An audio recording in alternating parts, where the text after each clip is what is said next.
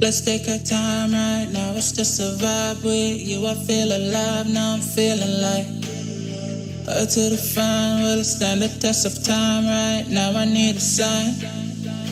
Tell me if it's over, come a little closer. We should take our time to think this damn thing over. Should we grow closer, should this be over? My heart for your mind, probably we should start over.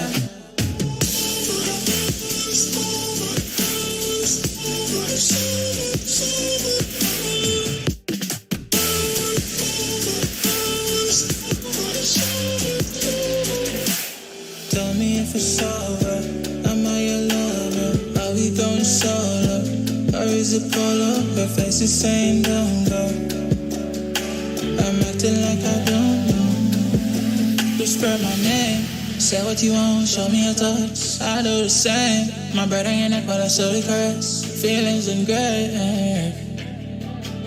it's still the same. Tell me if it's over, come a little closer. We should take our time to think this damn thing over. Should we grow closer, should this be over? My heart for your mind, probably we should start over.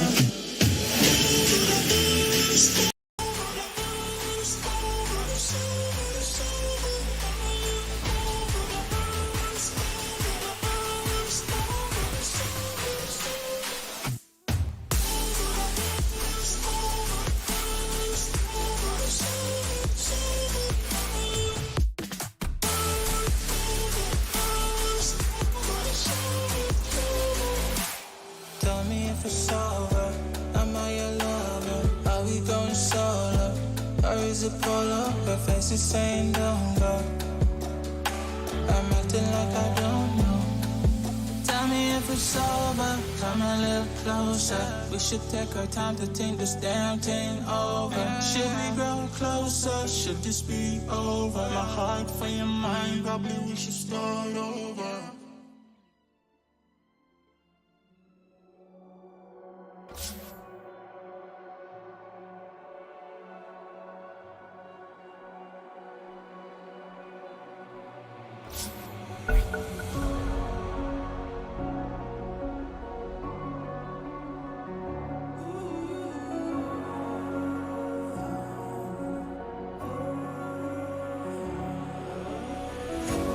Breathing in, breathing out, there's no more room for any doubt.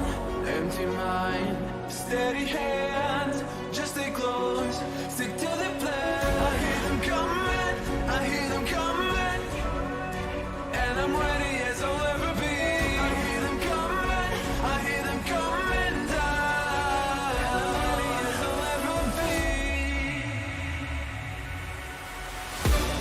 Don't give up, don't give in, don't let me down. Be the one to wipe their grin when they hear this sound. Don't give up, don't give in, before they catch the glimpse. I know you'll find the strength within. This is your last chance.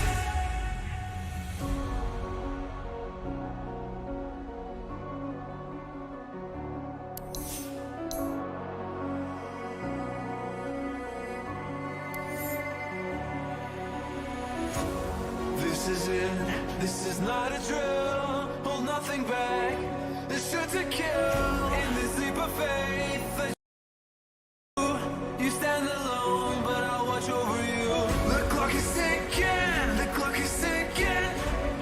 A single second could mean everything. Time is running, the time is running out.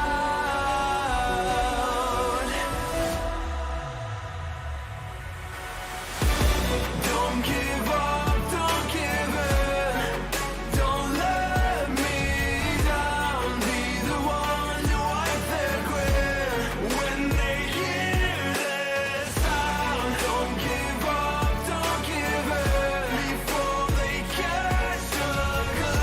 I know you'll find the strength within.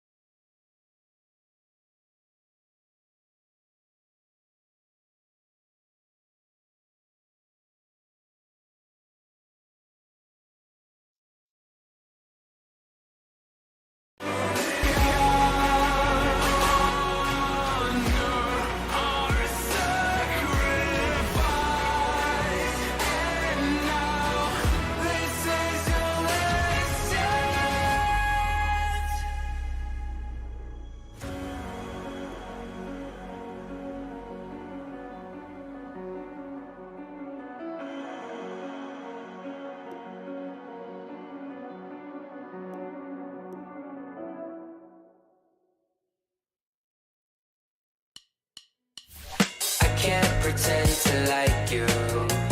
I hope you feel the same. I take a chance and not lose. I can't pretend to like you. It's just another thought.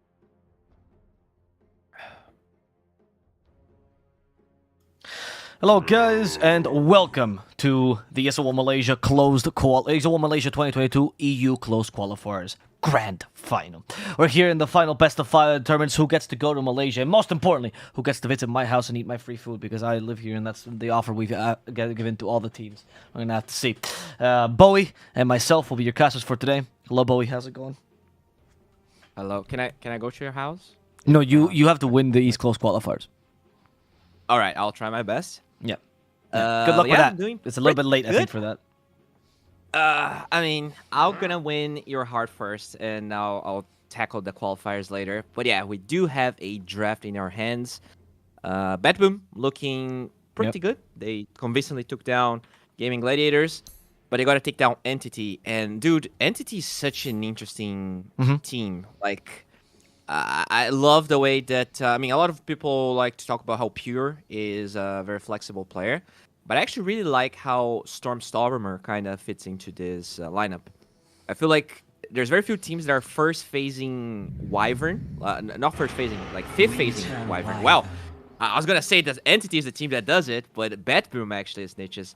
And because I actually like it when Entity does, because they actually play mid with our boy Stormer. But I'm not sure if Laurel does the same. Regardless, it is a snatch. It is a really good hero. We'll see how the draft continues. Yeah, I mean, it's one of Soneko's best heroes as well, what he was known for the most. I think everything, the thing to me that always gets praised from Soneko, which I think is fair, is his camera movements, right? And it's particularly important in heroes like Winter Wyvern because you only really have 2 spells in the teamfight that are important to use at the right times, but they can turn around teamfights, right? From Cold Embrace and Winter's Curse. And it's very, very major for Soneko to be able to execute that exactly perfectly. So I'm excited to see his Winter Wyvern. A little bit sad that we don't get to see the Chen, but I think they have something in mind. Everything Betboom has done until now has showcased that they have some odd drafting ideas, and it's always fun to see. Another great thing about this Wyvern is that Toby is a full zoo sort of player. You know, he plays from Lycan to Brew to Visage and Beastmaster. So having that Wyvern is always going to be nice, deep pushing the waves and getting good Winter Curses. So it is it's good foresight here from Betboom, I think. Obviously, Soneko a great player as well. I wouldn't mind seeing, you know, usually we don't see Leshrac that early. Yeah. I think it's amazing versus Wyvern, and they have a lot of flexes of the Leshrac. You know, Pure plays it, Storm plays it. Pretty sure could be a nice game for that hero already. I highly rate that hero, even though it's not that popular in Europe besides Entity and other some few other teams. But they get the Visage. Get the Visage. That's the Zulu you were talking about for Toby. Does this team flex the Visage as well as a mid? And does Pure play it actually? Yeah, I am pretty sure he can play it. Although I do feel like, you know, offlane Visage is probably the best version of Visage. Carry probably second, I would say. I think in South America we see 4DR playing mid Visage sometimes as well, but not that common. Okay. I know Betboom, for example, has flexed into the mid lane as well because they're big fans of the Visage with the Hawk. And it's interesting also to see how they have adapted their drafting style, right? Originally, it was all the Hawk first 2 picks, you know, get him whatever, and doesn't matter if he gets countered. Everyone's talking, oh, the Hawk has 5 heroes to play. The reality, it's not really like that for the Hawk. The guy's, I think, a pretty versatile carry. That's why he can play these weird carries because he already knows how to play the normal ones, right? And we're starting to see them deviating, giving more Laurel priority, right, with his Caudle and other such picks, and leaving the Hawks pick a little bit later so it's not immediately countered. Yeah, it definitely feels like they wanted to prioritize his hero a lot because the Puck and Batrider first phase bans are very interesting. Usually you see teams prioritizing the Zoo heroes or even Bristleback a little bit more. So they do protect the Keeper of the Light quite a bit. I don't think... to me, this is for sure like a mid-Caudle. There's no way they're going to flex it because those bans are very telling. Right. They even take, you know, Quap.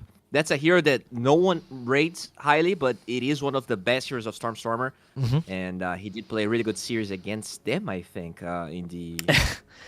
you know, when they lost to Entity. There's another one that's Storm's best hero, probably Invoker, right? Yeah. Still another one that you're like, I gotta ban it for Stormer, even though this hero kind of sucks right now. The true hero spammer coming to play. That's very, very good. That hero spammer in your team that forces 2 respect bans that are out of meta is huge for your drafting. It's 4 mid-hero bans. That's Yes. very rare to see. Yeah. That's a lot of respect to that guy. They're So trying what to else do target you his think? pool because arguably Stormer not the widest hero pool in the world, right? So he does. You can see a fall off, for example, when he's on his Invoker or Co-op compared to some other of the more traditional mid laners. But it's just a matter of taking advantage of this fact, right? I mean, I kind of touched on the Lashek. Still feel like that is a hero that he plays that is still open. They do ban the Bristle, which I like. I think you do need to address some of these S tier heroes that are still in the pool if you don't want to pick them. Alk also taken out. Kind of a staple for Pure, but that definitely also here the Hawk plays.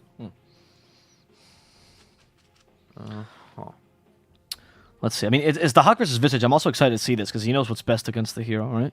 We've seen Monkey King being the counter in South America, right? That's the most popular one. We'll see if he goes Jug, perhaps. Okay, Clockwork, potentially blocking that Jug pick, right? That's the most popular one in EU, and the Clock is pretty good at stopping that Blade Fury TP. It's also a 5 that you see a lot with range carries. True. So if Entity wants to pull off some sort of Lash, some sort of OD, some sort of even Visage, it is definitely a good hero to have. It's also really good versus Caudle. You do have a lot of reach onto that guy. You don't want to really build 4 staff on mid Caudle most of the time. So pretty You'll have annoying to. for- You'll have to this game. Yeah. I'm with you. I like the Clockwork in general. It's also one of Fishman's best heroes. Back in Creep Wave, that was the one he spammed a lot as well. It got recent buffs, so it feels nice. If by any chance Betboom has ever considered mid Wyvern, Clock is also fantastic against it. So Oh, true. not that I think it's going to be the case. I'm pretty sure it's mid Caudle. You know, though, Bowie, I will say that I kind of like 4-staff on Caudle these days because the cast range decrease on 4-staff seemed like it destroyed it, right? And then with Caudle's ultimate, it feels like it makes up for that a little bit, you know? Yeah, definitely As a makes save. it a little bit better. Yeah. Can help your allies as well. Even offensive 4-staffs, that could be a thing on Caudle, honestly. Yeah, like your cast range is insane. Yes, Like, yes. 500 cast range with no items, and you definitely get Eaterlands eventually. Okay, so Okay, you talked about this last game, Bowie. The IO Gyro. They still play it. But I want to know, what's the strength of this? Is this actually a Visage counter? yeah, it's really good versus the birds. A lot of the times, Okay. Visage might not even realize that the birds are dying, or like you have to just drop the birds to save them without stunning anyone, because of the gyro proactiveness. It's also here that does really well with against Visage in lane because you just gap close with the missile. The Grave Chew is not going to be enough. You have a lot of damage with your Q. I'm a big fan of this. The problem that I see though is that Visage could be carry, and this pick kind of even makes it more of an incentive for Entity to do it. We'll see how Why? the response is going to be here. Because I think the Visage might struggle in this lane. You do have the tiny toss to deal with that a little bit, but I still feel like it could be a struggle for the Visage in this lane. Okay. It's a lot of sustain as well. Yeah, I can see that. Like the Rocket Barrage, like you said, there's tears to the cloak, right? And then afterwards, it feels difficult for Visage to play that lane. So I can see that. We'll see what Entity decides to do, though. If you want to keep the flex of Visage, maybe just reveal a mid here and be safe. Something that could deal with Caudle, right? Yeah, or a mid hero that also flex off lane, and so Oh, okay. There's the there's the mid Ember that we talked about. He is. So I think Ember's trash right now as a hero, but against Caudle, I feel like there's a justification here, right? Against Caudle and Zeus, I think they're so good that it makes sense to still pick the Ember, even if he's not that great as a mid laner. for sure. It's also a hero that can find a Wyvern. You have like these two heroes that really want to be playing the backlines, and Usually the gyro is going to be the center of attention, but Ember can just cut the crap, get on top of the heroes that actually matter. Not that gyro doesn't matter, but you know, there's a lot of incentive for Wyvern and Kato to stay alive. Now they remove the beast here, so they do like that off lane here on Betboom. Oh, the sniper, dude! They actually play that. Yes, I pure really special, man. like sniper per gyro. And I love the Talk Razor about as range well. carries. That's one that I missed. The Razor as well is fantastic against any ranged carries as well, so that's good as well. Betboom, they need an offlaner here, most likely for Noticed. Once again, Noticed likes playing these guys that scale a little bit. He was famous for his Mars before. That's something he really likes. Maybe we just go something simple like Underlord here. I like the Underlord. It's pretty good versus Visage. The way to deal with the Ember. You do kind of struggle against Clock, but it's not like they don't have that much burst damage on Entity. They do have the Toss, which is a little annoying. Yeah. But I wouldn't mind the Underlord. I think it does fit the draft really well. Any other suggestions for you, Bowie? What would you like here, maybe? I do feel like they lack a little bit of tower push. The problem is that Would they you have like it? two range supports. I guess it's fine, but I wonder if he'll struggle. I feel like their supports, they like stuns as well. So I do like the Underlord. At least, you know, it's a root. You get the Atos, and there's some control. I think the Lycan wouldn't offer any stuns. And that's Maybe it's not a deal breaker, but it would be easier to play. maybe DK as well, right? For that push and stun. Just Mars. I mentioned it, dude. That is Notice's favorite hero. I think he's a beast on this Mars, so I'm not against this. Not the best pusher, unless you go for the Meteor Hammer build that Whisper was doing for a while, but I think he was the only one to ever do that. But he's okay. He dominates the lane, kicks the carry out. No, it's good. You just place people on top of the arena. You can get curses afterwards. It clumps everyone together for the gyro to do damage. It's pretty nice.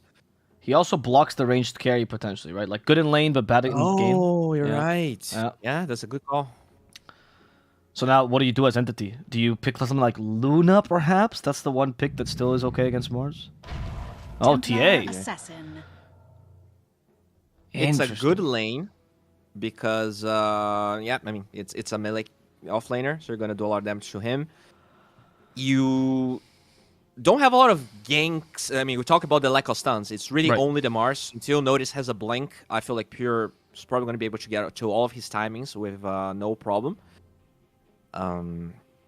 What is kind of scary though is that Gyrocopter does scale pretty well against TA. Usually if it's just Gyro, I think TA has enough burst damage to go through him. But you do have this IO to heal him up. You have Wyvern, as we talked about. So there's the Cold Embrace that totally destroys TA. But the Ember should be able to handle that. Overall, I feel like Entity, you know, TA on Radiant, they are obviously the team that is doing a little bit better. They have this Visage, they have more push. I think their draft is easier to execute than Betboom. There's a lot of inventiveness and kind of like meta heroes on Betboom, the Wyvern and the IO specifically. But it feels like it's harder for them to execute, so I'm going Entity game 1. Okay. Love the... I like the idea from Entity. I think I agree with you overall. I just feel like Betboom is cracked right now. I think when this team gets into the groove, I think they're one of the best teams. I'm a big fan of this Mars for Noticed. I love the Hawk Gyro with the IO. They've done this before. So simply, not just to disagree with you, Bowie, mainly. That's mainly the reason. But partially also because I think this team is really good on comfort heroes. I want to see what they can do this game. I like Pierre's draft more, Entity's draft more, though. I agree with you there. Yeah, we'll see how they execute this. Like, looking at the lanes, I feel like this Wyvern Mars lane is kind of weird. There's not that much kill potential there. I feel like Tia's gonna free farm. But the real thing is the Coddle. It feels like every time, even when there were counters against the Coddle, Laro just delivered every single game. If he can keep playing to that degree, I can see a world where this Wyvern alongside the Mars can play hyper-aggressive, because the cooldown reduction on the Coddle just makes this Mars like much better, right? You can get yes. it's just so much burst damage. You're gonna get Arena. There's gonna be like 2 Spears, 2 God's Rebukes. I feel like most heroes would just melt to that. So we'll see. It's really up to Stormer to maybe showcase how the counters are supposed to do against this Scuttle, because it definitely felt like Boom did, and I say Boom, I'm referring to Gaming Gladiators mid player. He never really got on top of Laurel or got a lot of kills. Let's see if they can do better here on Entity. Ember seems easier to do this, right? As opposed to Void Spirit, where there's a lot of commitment when you get on top of Coddle. So I like that idea more. But obviously, it was banned for Boom last time. I agree with your Coddle implication, though. I think the best teams that are still using Coddle mid or Coddle effectively are those that have these, like, combo heroes, you know? Like, Tiny's really good, or Mars, you know, you, like, use 2 spells, refresh both spells, and there's a lot of utility there. So I think Betboom, in my opinion, at least from what I've seen recently, is one of the best teams that's still utilizing this Coddle mid, who has fallen off a little bit, right? We saw the Bounty. Yeah. Were you in that game with the Bounty Coddle? No, that was with Richie. But we saw the Bounty Coddle. That was really impactful. The Coddle Tiny, something they do sometimes as well with a 4. Obviously not with Gilger, because they're trying out different things, but Force Major loves it. Yeah, I mean, even the Gyrocopter actually benefits quite a bit, just getting the 2 rocket barrages, you know, one after the other. It's a lot of burst damage. And I totally agree. It definitely felt like Coddle mid was in a good place where, like, if you less pick it or if you pick it in a good game, it works. But they're first phasing it, and every time it's like 12-1. It barely dies. It does a lot. So, very impressed by Laurel. We'll see. Is it? And a big part of that is the synergy within the draft, as you pointed out. Isn't this the most Betboom thing to do, though? Oh, I don't care if you counter me. Like, that was what they did with the Hawk, now they're doing with Laurel, the ultimate confidence play. It's something I've noticed with Soneko in interviews and the Hawk as well. And we'll talk about Entity in a second, but it's just interesting because every time I ask them about, like, certain conceptions of Dota and, like, certain, you know, counters and stuff, they always seem to have a different conception than the norm, and they always play around with that. Like, they always are aware of what people think counters a hero, and they play around that idea by deviating their playstyle. I saw that a lot, the Hawk a lot with his Visage.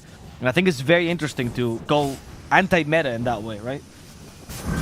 Oh, for sure. And I think that's a trap that a lot of these Tier 1.5 teams kind of fall into, is that you start to believe, or like you just give too much credit to everyone else that you perceive is better than you, and you never really try to get this, like, you don't get enough personality, basically. Like, you need to be able to believe that your ideas are better than the other your opponents. And sure, if you do think and you get and you lose and you get humiliated, you can rethink, but you have to try.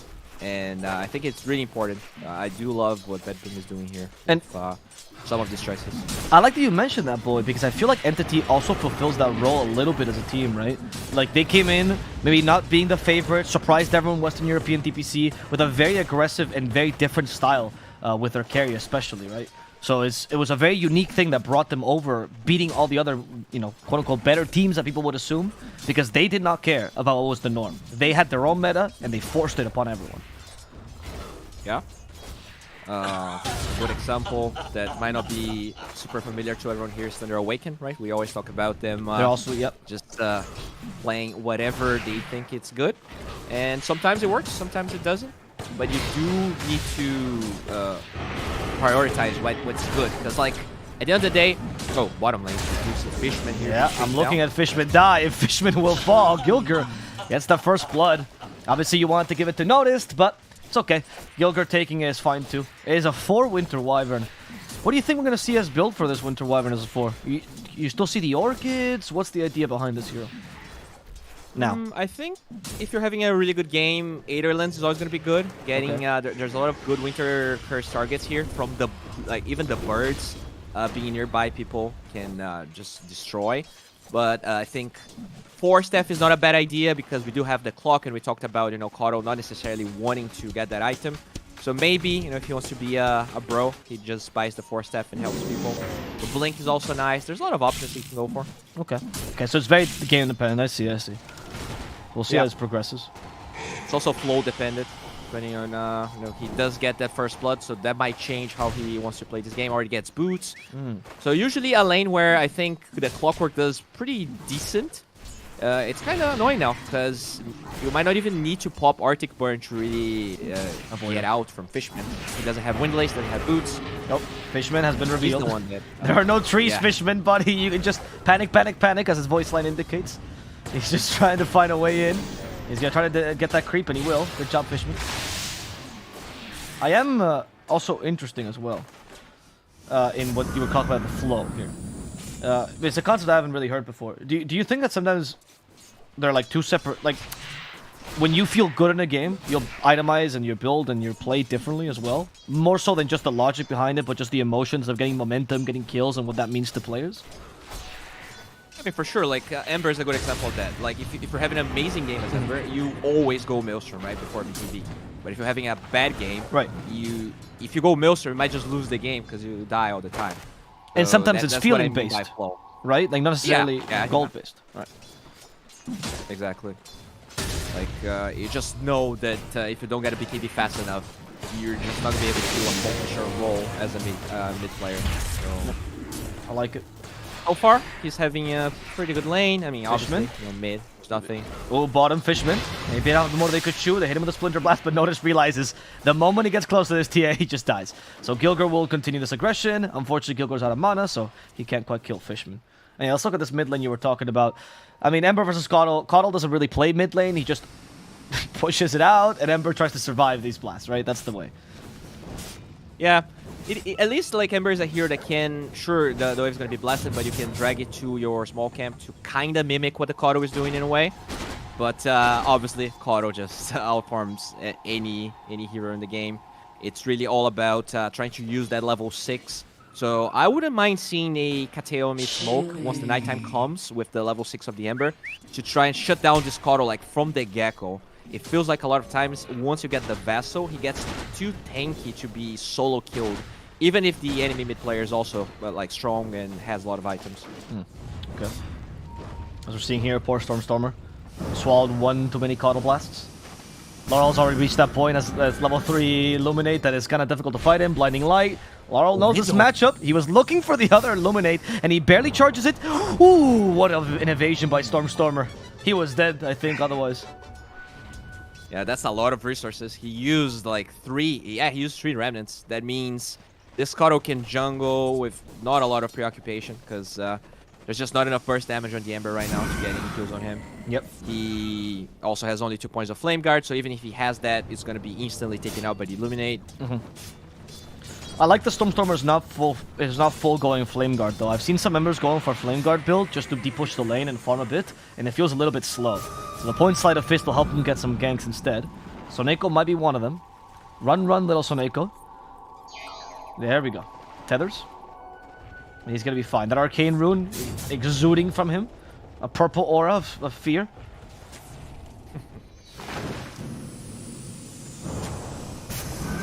I don't know if That's so unfortunate, actually. They placed the sentry from Entity in that cliff, but the ward came just a little bit afterwards, so they feel like they're clear, but there's a ward there. Oh, they do That's get all me. toss back, though. They do.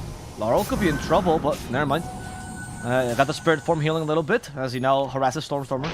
Go, Laurel. There's a reason why you have a Fairy Fire. Auto-attack him to death. Yeah, at least they do have that one aggressive ward from Entity, showcasing the large camp. This could be a way for them to crack the code onto Laurel. But they don't really have the... They don't really have the damage on Stormstormer. He needs a couple extra levels, I think. Maybe in a level 8 with 4 points on the Slide of Fist and Chains could be enough lockdown so that Katana can walk onto the Caudle. Fishman. I think this is probably going to be a kill. They're just looking for the right spear. The right spear. Or nothing. Just auto attacks. Notice being super conservative with his mana. Look at that. True play. And the tip from Gilgir. Okay. Yeah, I mean, he's getting close to his level 6. Doesn't have Soul Ring, so it does make sense that he saves mana. He wants to have enough for the combo once he's level 6. We also see a rotation here from Kateomi, trying to use that ward, but he gets taken out. The Hawk. And he's in trouble. Okay. They don't have the Blinding Light just yet, so they can't really push him back. And Kateomi will be able to get out. Time for the runes here. Let's see if they secure this on Entity. Stormer just went by, took a Coddle Blast to the face, as Soneko gets away thanks to the tether. Back with his buddy he is. And they kill Toby though. They have 2 points in Rocket Barrage. That's enough to take the Gravekeeper's Cloak, sorry. But not really enough damage to kill these familiars quickly. Okay, he's gonna try though. That is lackluster, Dahak. That is very, very sad. And he knows this. So he just backs off in shame. Yeah. As that happens though, Pure is getting a lot of space. Even though they are not really shutting down Laurel, they're also forcing all of the supports to kind of back up the mid lane here for Betboom, which does open up space for Pure, but they have that ward. Yeah, Pure. He's being caught with the arena now. Laurel hits him with a full Illuminate as Pure gets sent back. There's Kataomi helping out a little bit with a 3 slow, but a second Illuminate. Oh, Pure! They didn't get killed by it. I don't know if it actually grazed him there. Doesn't really matter though. Notice has enough damage. He still has a Mango if he wants to continue for Kataomi. But low HP, not too confident in fulfilling this prophecy. Instead, he'll try to push this tower. Kataomi, you are a madman. Oh, he does have Magic Stick. Just why he's playing so aggressively. Mid lane, meanwhile, Stormer starting to push this lane. No Orb of Corrosion, however, so it is going to be a little bit slower than usual. Also, want to point out, notice he just cracked 130 mana here on that Mars. If he didn't save mana getting that Clockwork kill, he actually wouldn't have enough mana to get the kill. Sure, he has the Mango now, but during that fight, he also wouldn't have enough resources. So very nicely played by him in both fights. He's also the one that placed that ward that allowed them to get the TA kill. Amazing, amazing gameplay from him. The Huck farming really quickly here with that IO. One problem though of having IOs that your levels do suffer a little bit, and he did get 2 points of Rocket Barrage to try and deal with the Visage. So it means that even though Pure died, he's kind of keeping up with levels at least. Yeah. Stormer slowed a little bit in the mid lane. Flame Guard should keep him alive. We get a rune first for him. The Betboom's playing really well with the supports in the runes, really shutting down what the Ember wants to do. Even though Coddle doesn't want the runes, just denying them from Ember is really important. So it's nice that they recognize that. Yeah, it's true, right? That is one of the things that I saw no one doing when he was up against the Coddle. He would play like Tiny or Kunkka, and he knows Coddle has him on rune, so he just abused that to get constant mana and always be able to catch him out. I thought it was a really good adaptation from no one, even if he did eventually get beat by Betboom. That was not the reason, let me just say. It was a really good lane. Now, we do see Catapult Wave in the top side of the map. Unfortunately, it feels like this Visage is aware that something is happening. He's not showing lane. Maybe realize that Gilger is trying to use those birds against the Papa Visage. Yeah. With Catapult, it's going to be difficult to take away this push, especially because mid Catapult also being well utilized by Stormer. So what tower do you even defend? It seems like none. Oh. Mid falls, and top is going to fall soon too. That's a lot of map control going the way of Entity.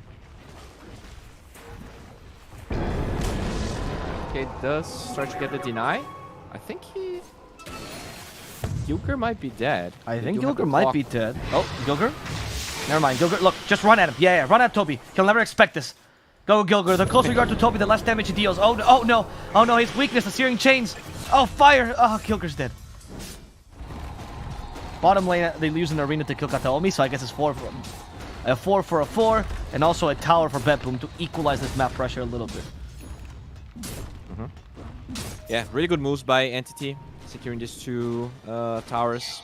Kind of a bummer that the Coddle didn't defend, but he also realizes that there is a fair amount of gap close, so defending that, even though Coddle is really good at that, he could bleed some kills, and overall, as a mid Coddle, you can't really die too much to be effective. So I understand why he didn't really attend to those lanes. The Hawk keeps on scaling here. We'll go for that Maelstrom BKB build, so he still needs a while to he scales. And with those 2 towers down, I feel like once this Deathwheel is ready for Pure, they might just be able to join the pit here on Entity. There's not that many ways for them to contest Roche. The Blink on Mars is really what might allow them to do it. Okay. We'll see who gets it faster, the Dash on TA or the Blink on Mars. They're actually equal gold away from it, so it's pretty clutch. So do you think that once you have Blink on Mars, you can contest Roche, or it's still possible for Entity to take it quick enough? Oh, you can, like, if the Mars is showing bottom, or if for some reason Arena Okay. gets used in a kill that is not that effective, that could be the cue for Entity to just Roche. So it's kind of an awkward situation. Like, ideally, you want to make sure that if you're using Arena, you're killing the TA. And then, like, you don't care that Arena's on cooldown, because the TA is going to be dead. Right. I'm interested in that. So does that mean that Mars... So, like, does Mars now have to be aware of his Arena usage and has to be much more careful with how he uses it, considering that Roche is always a threat in Betboom's mind? Is that something a Notice is supposed to be considering? Oh, for sure. I think, like, there's probably two uses of the Arena that make sense, even though you know that TA has that. So it's either killing the TA, or if you know you can get that mid-tier 1 tower, it could still be, like, enough of a prize. Usually, you know, with the draft that Entity has, pretty hard to prevent Roshan from being taken. They do it really quickly, so kind of bound to happen, mostly.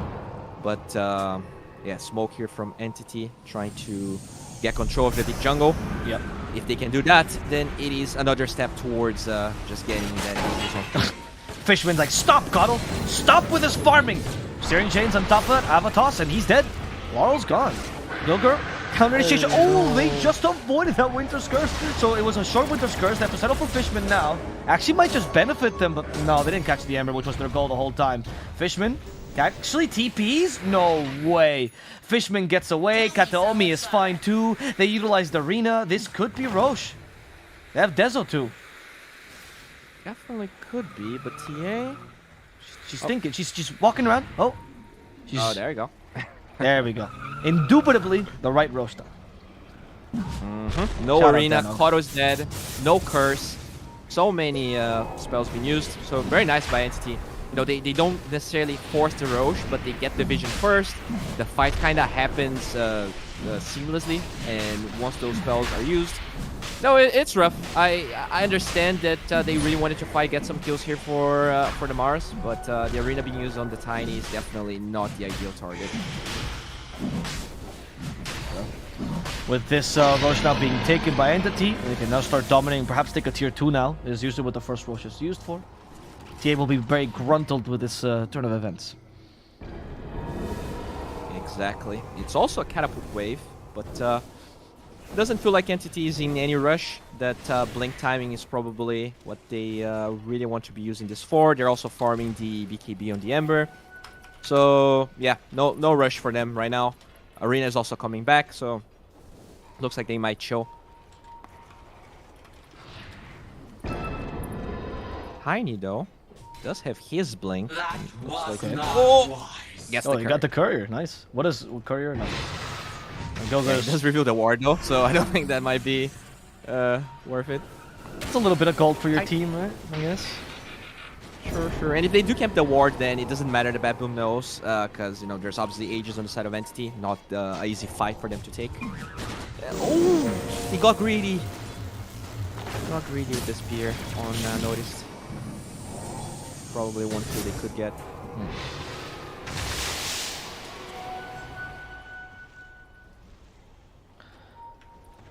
They're still now have going to try to catapult push. Yeah, I'm going to try to push Yeah. top. Rocket Flare for Vision. How much do you commit to Gilger? Fishman is... oh no, Fishman got blocked by creeps. Fishman's ultimate enemy, and apparently his self-worth as well. A single creep wave. Good smoke here. They're kind of baiting this Wyvern. They are, but... Oh, can get Notice Visage. shows himself, Toby. Okay, there's the... Wraithpacker needs to be killed first. Notice deals with that as they now go for Toby. No Gravekeeper's Cloak, which means his Visage will fall quickly to the Hawk's Rocket Barrage and, well, physical damage.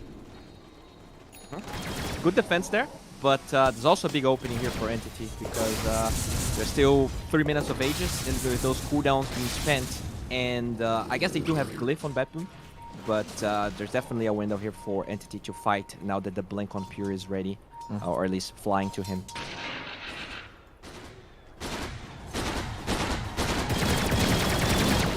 Hawk's BKB is ready. That's big. Problem is that he is starting to get under-leveled quite a bit, you know. That's the only downside of having Io chase you around. He's level 11 against the almost level 14 on Pure.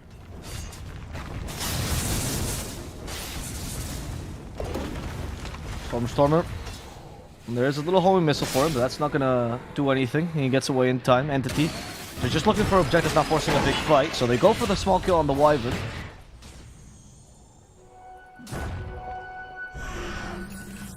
Time to go for the tier 2s as well.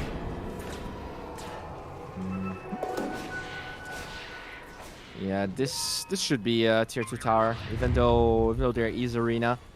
It is a tough fight for Betboom once everyone is together. They do smoke here. The glyph gets used. They're looking for the Hawk, I think, but he does have that BKB as we talked about.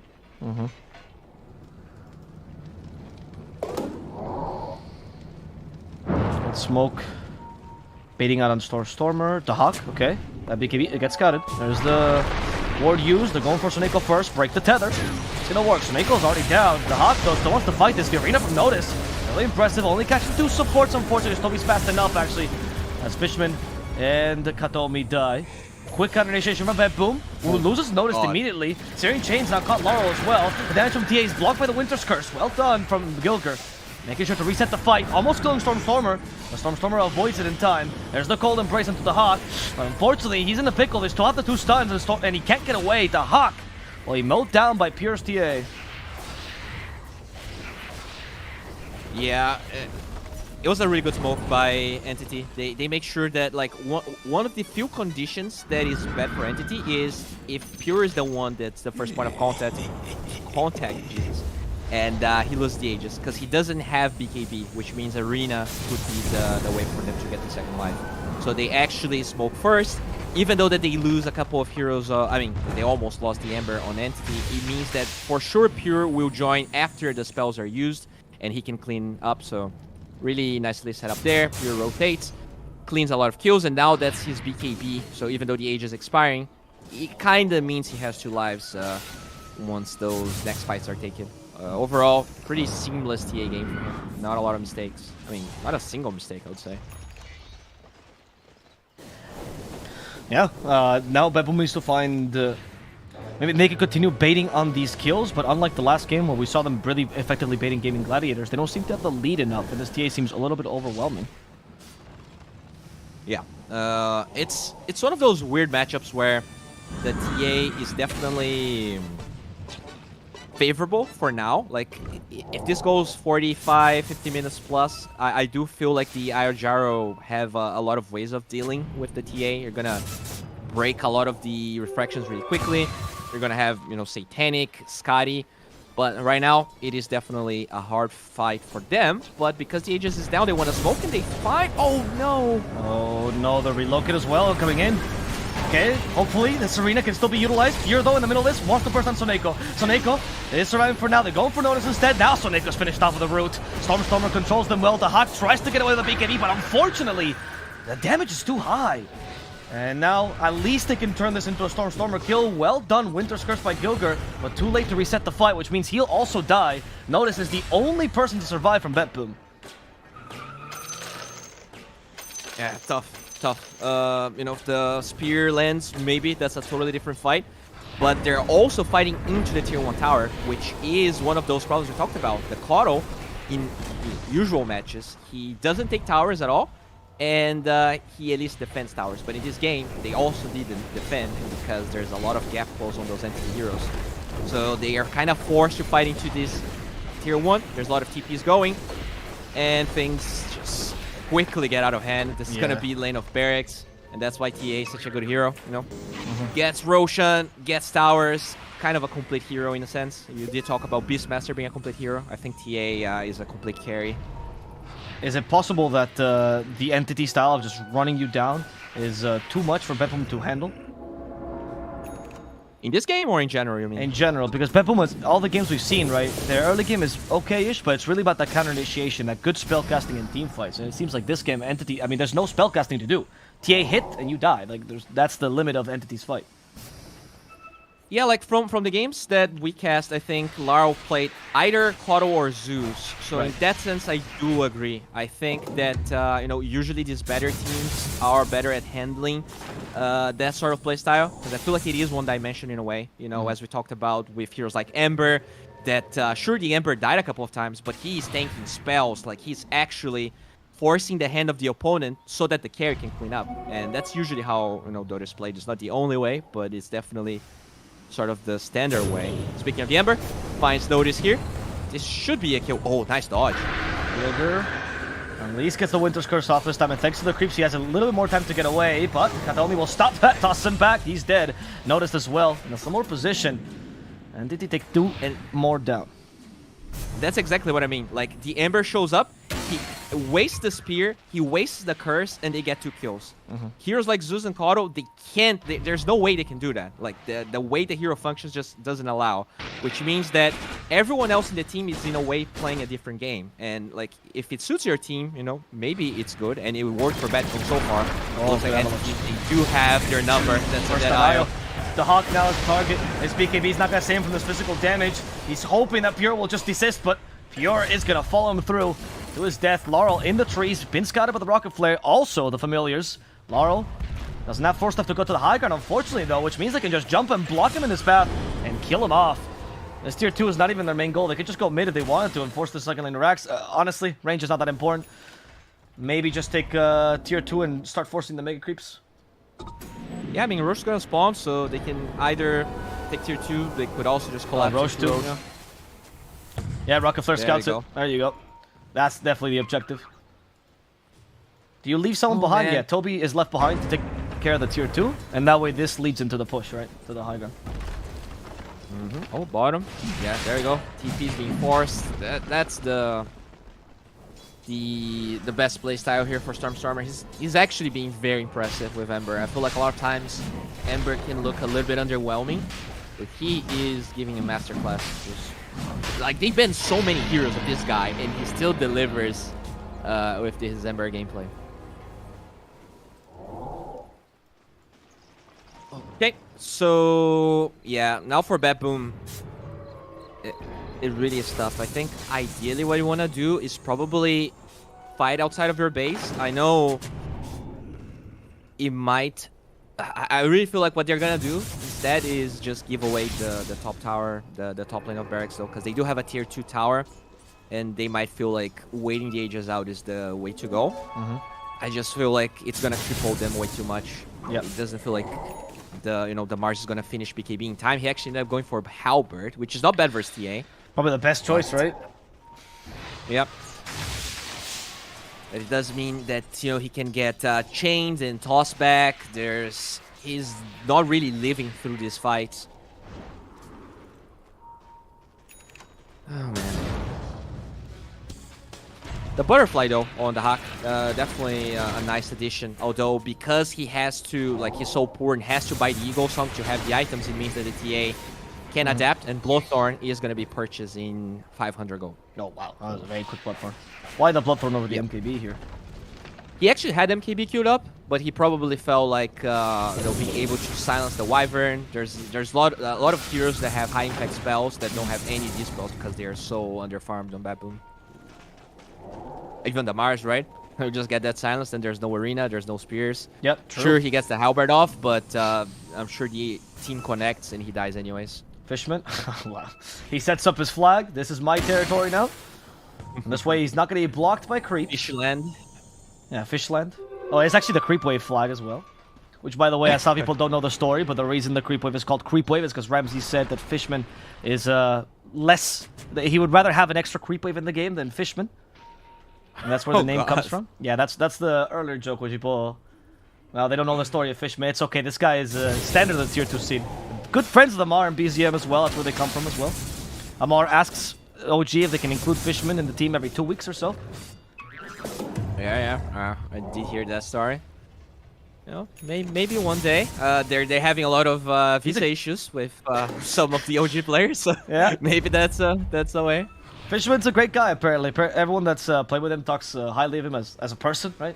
Obviously as a player for sure, but as a person, it's nice to hear that behind the scenes, they're equally as good. As the TP's come from Betboom, smelling out this gank, not bad. Gilger himself as well getting out, so Neko might be left here to, I don't know if cut the lanes? Oh, he didn't have TP, never mind. Okay, he didn't have TP. That's bad. That's another reason for the Bloodthorn, right? No tether coming from the IO, which means, I mean, he usually would just die anyways, but it is just the mana region also allows TA to play high tempo. You never go back to base. Good ward though from Gilger, trying to maybe get a good Winter's Curse in case they clump up. Kobe brings down this tower. Now the pressure is immense for Betboom because they literally have 0 objectives outside the base to play with, so they have to just get incredible warding and probably wards in really awkward positions, right? Which won't reveal as much, but at least won't get dewarded by an entity that's choking you in the base. Yeah, exactly. That's the way you have to go in games like this. It's better to have 10% vision than 0. So, gonna have to work with what you have. He did go for that blink. You're talking about the Wyvern build here. Oh my god. Yep. Jar Pierre almost doesn't get care. But, voted. oh, okay, now he's going to start to care, perhaps. Age is still on him, though, and they actually got initiate on this. Evan Salver, so Pure can't hit. Ember in the backline's breaking off his team fight, making sure that Pure will survive here. And Pure will barely make it alive. He's the melt the spell towards the end. Gilger's the target now. Winter's Curse to stop this Ember from going ham. But it's the Hawk who dies in the front line. It's Pure. Even with a sliver of HP, deals much more than Gyro. The GG well played is called by Soneko. They acknowledge Pure is unstoppable. And they've just been steamrolled in game number 1 of the Grand Finals. Yeah, they cracked the code on this Kodo. You know, Laro plays an amazing Kodo, but I feel like in general, that's how the matchup's supposed to go.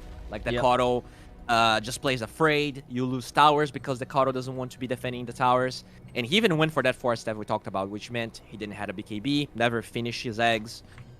Just really good outplay by Entity. I think the lanes were pretty good for Betboom overall, but after the laning stage, I think the moves from Stormstormer were just way more impactful than the Kodo, which is expected. So everyone else had to kind of deliver. And I think Notice played really good, right? That TA kill, solo kill bottom was pretty good. After that, though, they really struggled to do much. You know, Visage, it's such a good hero compared to Mars. I know that it's Notice's favorite hero. But, you know, like, if we're talking about meta, if we're talking about actual usefulness in dispatch, I just feel like Visage outscales that hero by a long shot. I think that's fair to say. I think in general, what Entity had as well was like just a little bit too fast for Betboom to respond. Right? I love that they like a scaling core in the offlane, but Mars right now, one of the reasons he's not picked as much is because of the. Well, because he's a little bit slower than some of the other offlaners that are very popular, that are lane dominators and snowball from there, right? Mars, his lane usually trades evenly, and we saw how Pure just snowballed off the game.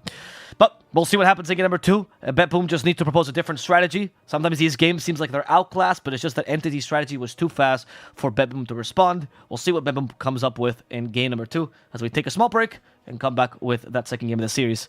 See you guys soon.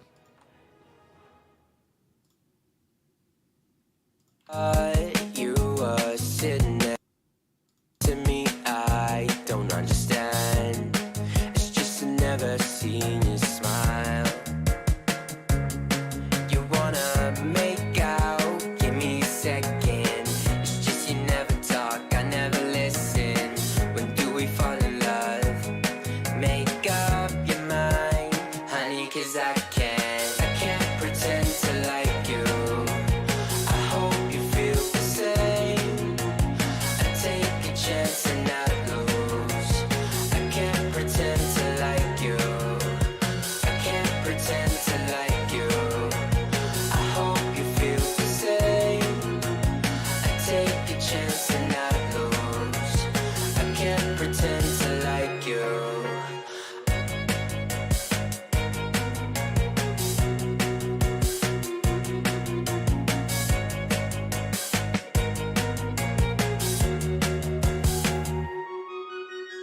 You need a friend. I can't help this time. I'm in trouble. It's your eyes, I can't seem to focus. It doesn't matter 'cause you live a lie. You want attention from every guy in the park. But when you call, give you my heart. You rip it out. I can't pretend to like you.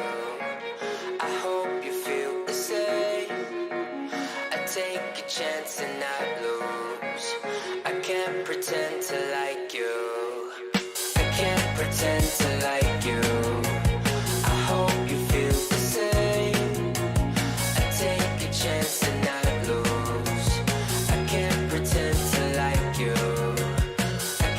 pretend to like you. I hope you feel the same. I take a chance and I can't pretend to like you.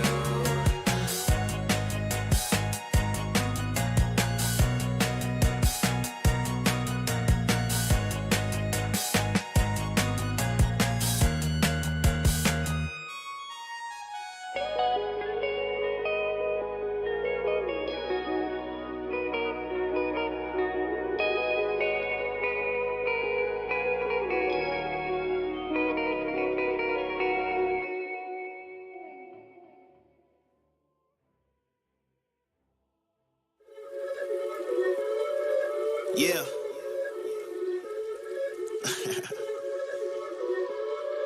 Let's talk.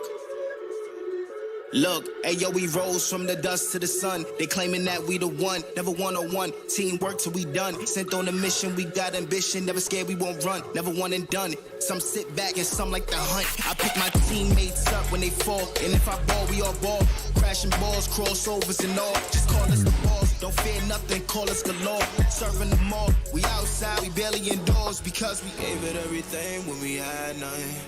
Gave it everything when we had nothing. Holding on by a thread, couldn't grab nothing. Seems we moved on to a better place. Shine, shine away from the shade. But now that we're here, ain't no going back.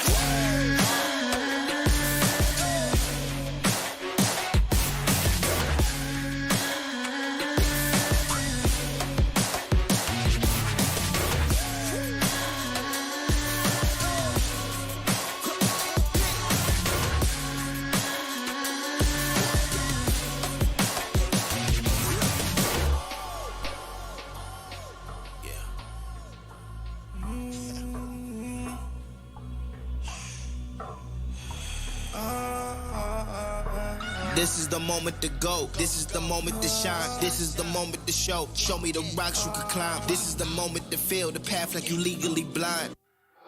I can promise this is ours cause we built for this, kill for this. Pushing buttons, do it quick, push it off a new assist. Oh, y'all think we new to this? Pound for pound, break it down. Watch what we gon' do with this. Teamwork got us fluent with. Make y'all look like sewages. Gave it everything when we had nothing.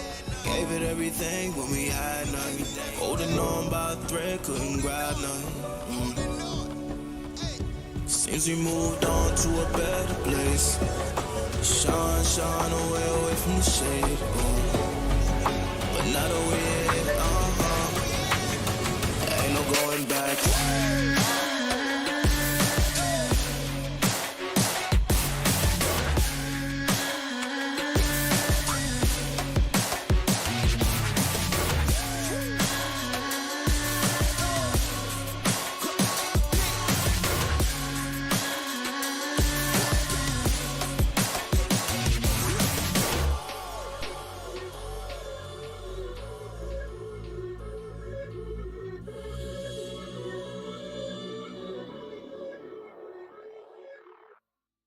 I was running road so many nations.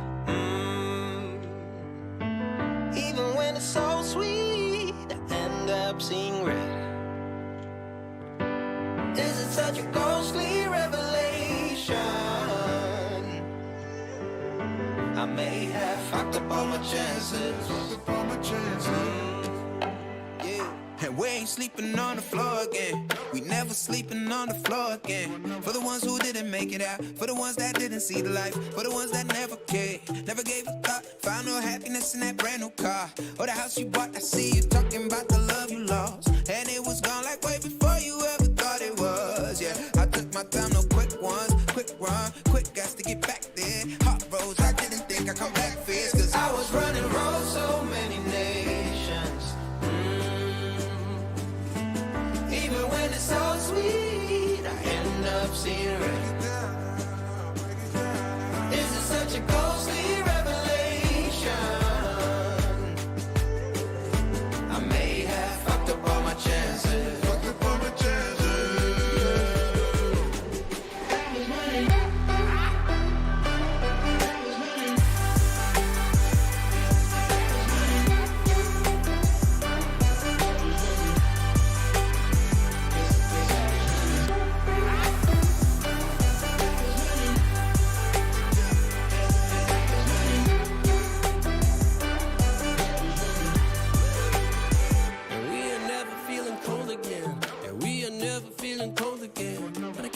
like it's easy, it's hard to preach. Cause I've been burning trees and watching fall. If we cannot breathe out, we go forward. Sure, I was searching for cure, fishing a little wildlife. And when I'm low on fuel, I'll still be running till my back broke. Halfway, lost hope and I checked it. Hard roads, I didn't think to come back fast. Cause I was running roads so many nations. Even when it's so sweet, I end up zero. This is such a ghostly revelation. I may have fucked up all my chances. Been around the globe, looked around, nothing fitted. Seen high and lows, but you won't even get it. Been around the globe, think it's time to admit it's not the end, but the road, and you won't even get it. Been around the globe, looked around, nothing fitted. Seen high and lows, but you won't even get it. Been around the globe, think it's time to admit it's not the end, but the road. I was running roads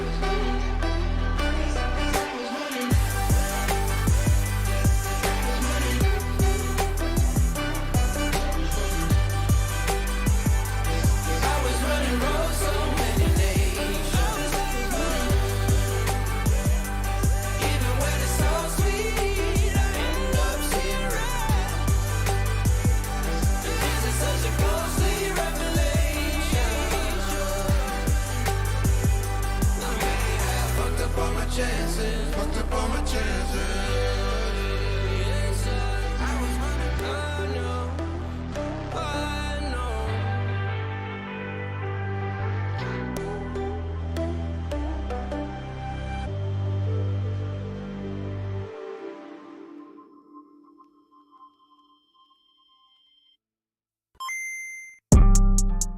Yeah, yeah. Black sheep, black sheep, black sheep, black sheep. I don't even write no more, man. Tell him, yo, God, can't you come yeah. over? On my contra shit commando. Pulling up with clips extendo. That's no game Nintendo. I don't ever run out of ammo. I'm gon' need me a benzo. No fake friends, no pretend. Yo, think I might have found my 10. Oh, posted up in my tent. Watch your man go dumb, go stupid. If you're the best, then prove it. Got no words, be quiet, stay moving. I got a bag, won't lose it. Watch your man go dumb, go stupid. If you're the best, then prove it. Got no words, be quiet, stay moving. I got a bag, won't lose it. Lose it. Niggas get substituted. Nigga, you're not recruited. Cause you're too damn scared to use it. The truth is, you're useless. I'm ruthless. I've proved this. Keep capping, I'ma leave you toothless. You're so dumb to choose this. Ain't going outside, I make it work. I'm in my bag, that's every purse on my back. Is that your girl? She got an ass, she make it twerk. And why you mad? I got her first. You say you rap, you got a verse. I say the swag, you probably hurt. Back to the lab, you gotta search. On my contra shit commando. Pulling up with clips extendo. That's no game Nintendo. I don't ever run out of ammo. I'm gon' need me a benzo. No fake friends, no pretend. Yo, think I might have found my 10. Oh, posted up in my tent. Watch your man go dumb, go stupid. If you're the best, then prove it. Got no words, be quiet, stay moving. I got a bag, won't lose it. Watch your man go dumb, go stupid. If you're the best, then prove it. Got no words, be quiet, stay moving. I got a bag, won't lose it. Why are these boys so stupid? Counting me up now, I'm counting my money. I'm sorry to break the fantastic rap song, but we do have a game in front of us, and I think that people would enjoy that a little bit more, as Betboom versus Entity are fighting for the second time in this grand final. Entity won the first game pretty convincingly, and now Betboom has to uncover a different strategy if they want to actually go to toe-to-toe with Entity.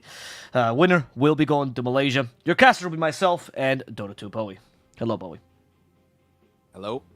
How's it going? Yeah, I would like to see... I'm doing pretty well. Betboom, they do have their backs against the wall. I don't think the Hawk really cares. That guy is definitely... I mean, not only the Hawk, the entire team. I do feel like they don't get phased at all by it. They have this very experienced coach on Sonico. So you're going to figure it out. I don't think that Koro is necessarily the problem. I feel like the Io Gyro to me clicked as the weak link of the draft that they played. I didn't feel any impact. I think it's too slow in dispatch to play that, especially against EA. Okay, so you think if they had like a Bloodseeker, for example, they would have had a much easier time?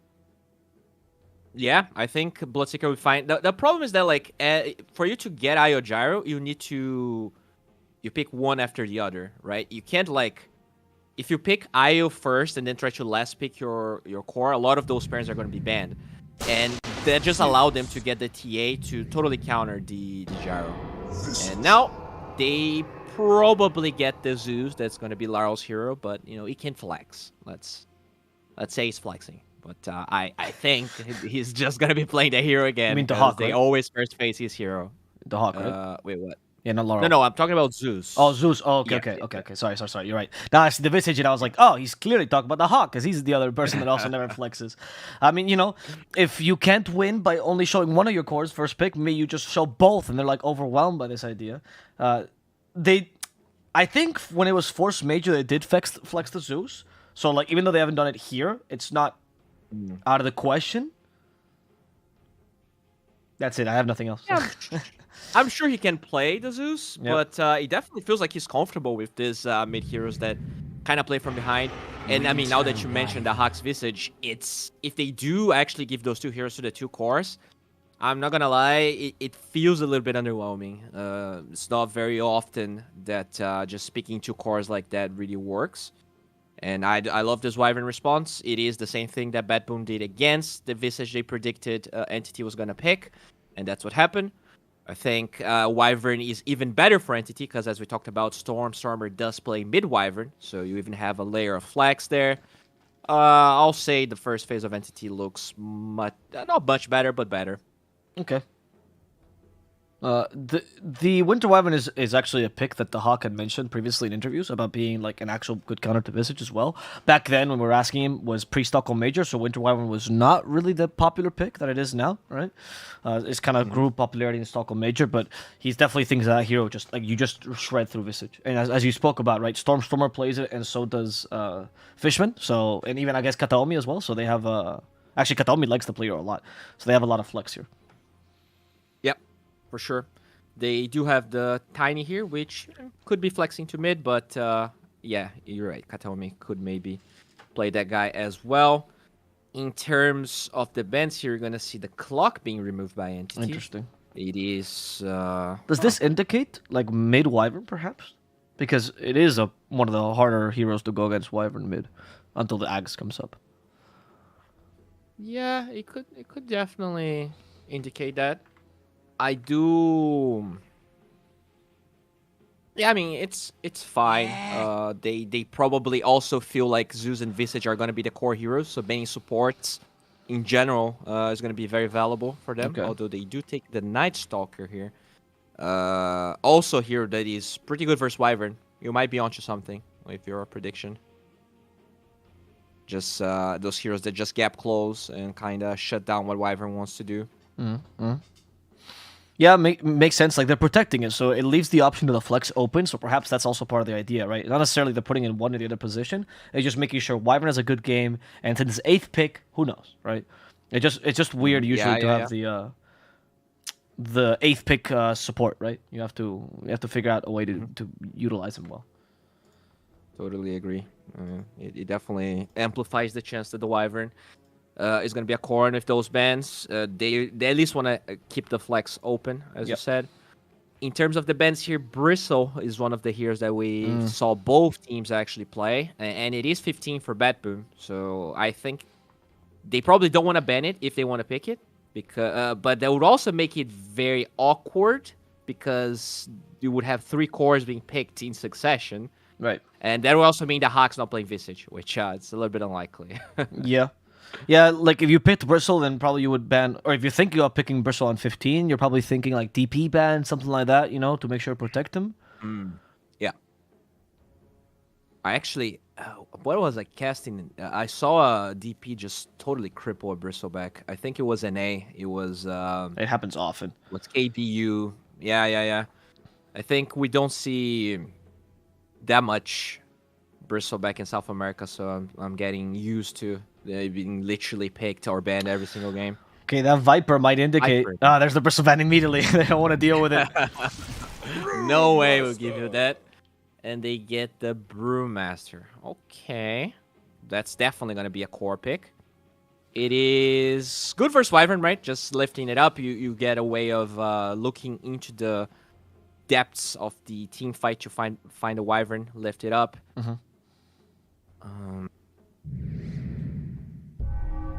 Chen is the answer by Entity, something that Brewmaster actually struggles to deal with, right? Because he doesn't do much to the creeps, honestly. Yeah. Fishman also, like I said, a fan So- of creeps, like we've established the last game. Wonder if they're going to pick up mean- a carry here now as well. They pretty much giving away the Wyverns mid with this pick because it's either going to be a core Tiny, which I didn't see Tiny Entity do that much. So that pretty much breaks the flex from Entity. And I wonder if they're going to go for more Zoo because Lycan is open. Yeah, there you go. Nice one. Nice one. Yeah, this is overwhelming, right? Visage, even though he has Zoo himself, doesn't deal well with Zoo, right? And neither does Brewmaster. Yeah. They both get overwhelmed by these Zoo heroes. And it's very similar to what we saw in game 1. That Zeus that for now I think is going to be a core. They might have to flex it now. It would just get trashed by all of that gap close. So maybe just play that Zoo support and get yourself something that handles the Zoo. What do you think of Ember Cotto? might not be enough actually. Cotto? Oh no. Yeah, no, not Cotto, because he gets run down easily by Lycan, but you need something. Yeah. Wow, they need so much here because I think they already have some big cooldowns on the birds and the brew split until he has eggs. I would like something that has low downtime, but Puck is also banned. They get the Mars. So Mars is good against Lycan, right? And he can theoretically be good against Zoo. Maybe if they're thinking of like Mars mid, they could like really up the tempo of this hero, because otherwise, as an offlaner, he's okay, right? He's not gonna destroy a lane if Entity has last pick. I agree. So what's probably gonna happen here is carry Visage, offlane Brew, mid Mars. Yeah. Zeus Zeus 4 4? or 5, and they'll pick the last hero. I like Zeus The 4 last with Brew, to be honest with you. I think it's actually a pretty good combo, because you always trigger Cinder Brew, right? Then your last pick is a 5 though, which also feels terrible, but you can't have everything. I think what I would like to see here actually is the opposite. I think because there's a tiny 4, you can probably play Zeus into that because you're not afraid of the toss back. So having the jump on Zeus allows you to really lane there without any issues. I think that Chen, it's not the greatest matchup for the Zeus 4. So I would actually like to see the Zeus as a 5, and then you pick a 4 that... right now, what they need is more initiation, I think. They don't really have... Like, have Brew, Mars, who have to farm Blink. So I'm trying to think of a 4 that could maybe give them all of that. They do bend the Phoenix. No Clock. Earth Spirit's not really something play that much here. I'm also thinking, like, It's tough. you need a 5 that actually a lot of impact, dude. Okay, they banned Mirana for Gilgur. That's one of his favorite picks, sure. I don't know, man. I honestly, like, I'm even thinking, like, Treant? Can you just Treant to stop the Zoo a little bit? Yeah, it's not bad. The problem is, like, usually when I see Treant, I like to see, your Deuces, your Terrorblades. I really benefit from the... Not Visage.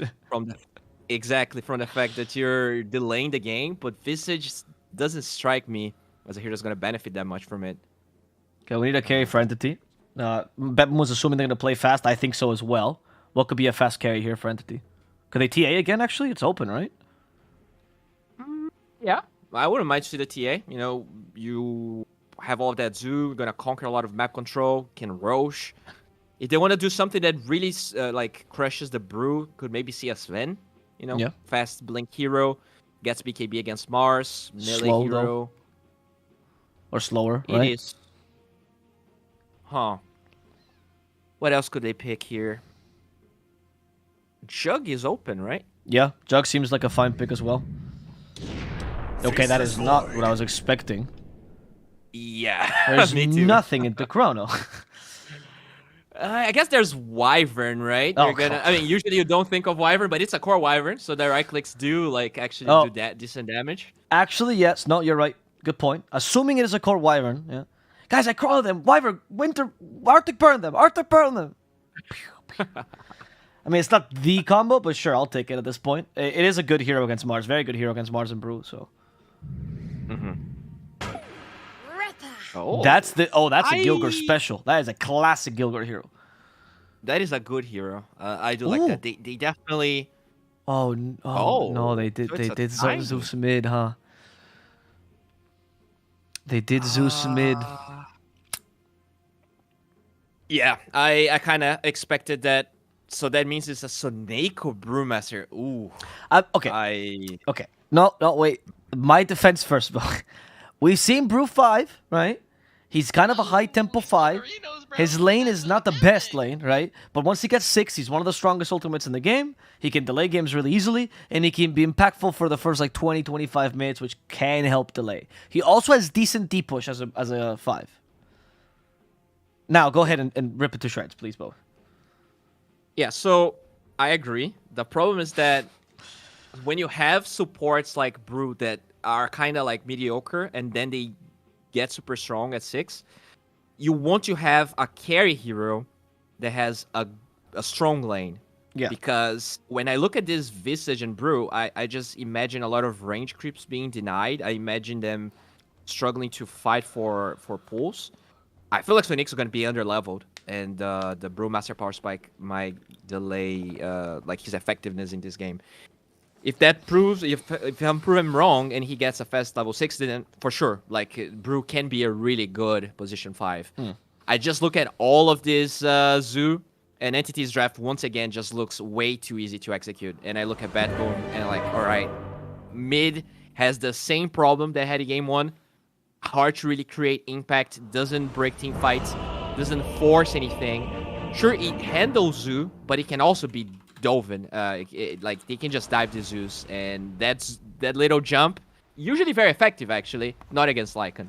Exactly. That guy is gonna chase you to the ends of the earth. You also have Chrono, so Well, I don't know, will man. mention on the versus Void. Again, I'm just playing devil's advocate because I agree with you entirely, Bowie. But the Zeus, what's it called? Heavenly Jump, right? It also increases your cast point, right? So it's actually kind of difficult to catch him in Chrono because it takes forever to cast Chrono while you have the Heavenly Jump, right? True. So there's that. But on the Void point, and I think this is the point. Like when now you see the Avalanche, or sorry, the tiny mid. There's actually nothing inside Chrono, so I think it's just gonna be one of those voids that plays around the time block, right? The jumpy void that goes for S and Y, tanky items, and he has no problem catching up to a Zeus because you go for shard and just time dilation him, and it feels really bad for Zeus to play against him. Yeah, it's definitely possible. Also, I mean, eggs kind of came back into play for Tinies, so that is the damage that later on to the game they'll have. But I actually feel like this Void, like his Chronos are not that necessary early on to the game. I think agree. he's going to be like AFK farming for all most of the game. The Chronos are gonna be reactive if they're trying to. Oh, No, it's fine. It's fine. He just said hero, and then Pure is explaining himself. Go ahead. okay. But yeah, I don't really think the Void really needs to be effective early on.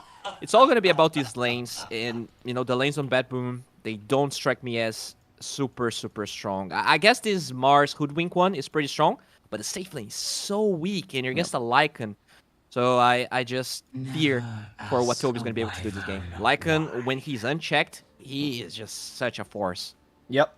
The Mars, I think, is going to be useful in that sense, because locking the dog in the kennel is really useful. The Lycan does not like going BKB these days, especially as an offlaner, right? So you don't really have a way to deal with a Mars arena. You have to be a little bit more careful with how you initiate.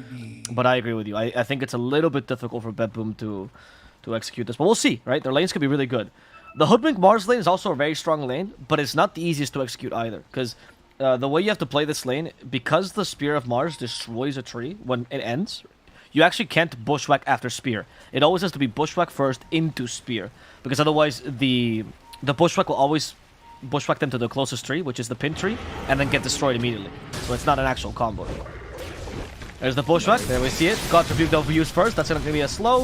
And Katomi will die. First blood going the way of Notice. Really good start, Bowie. Really good start. That's definitely great here for Betboom. Notice getting that first blood. Now, one thing that is really good for Betboom as well is that usually Zeus doesn't struggle against Tiny. You actually match that lane really well. The Tiny kind of struggles to get on top of you because of heavily jump.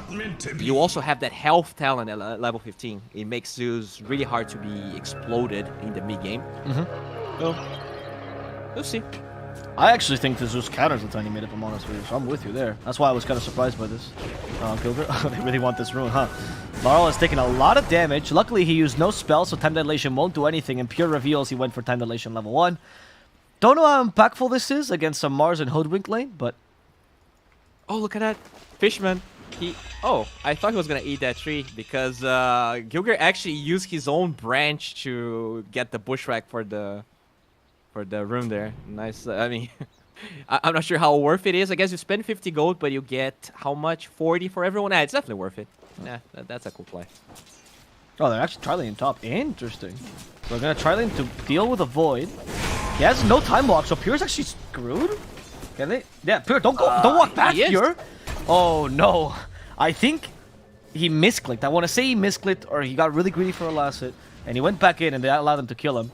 He might have died anyway, but walking back certainly did not help. Dude, that's the space brain play. Gilgir used another branch. Like, the Void's like, he's not allowed to do this. He's not level 2. And he actually gets bushwhacked and paying a huge price for the time dilation level 1 there. You know, really good when you see 5 heroes trying to get first blood.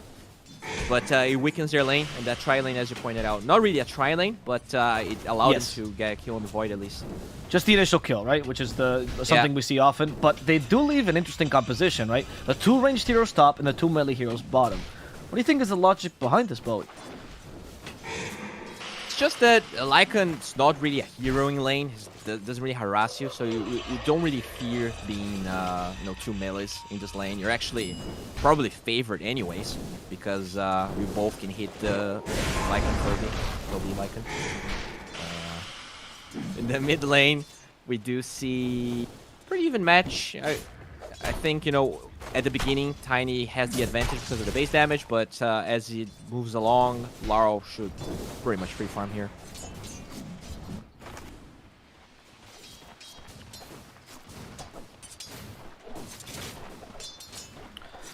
Bottom lane. Let's look at it a little bit as well with his level in Splinter Blast. The 2 melee heroes can't really do much against the Wyvern. So Neko's trying to catch up. He went for the stances, actually. Usually on 5 Brew, I've actually always seen Cinder Brew Thunderclap match. I have not seen this early a point in Drunken Brawler. But it's been a while since I've seen 5 Brew, to be honest.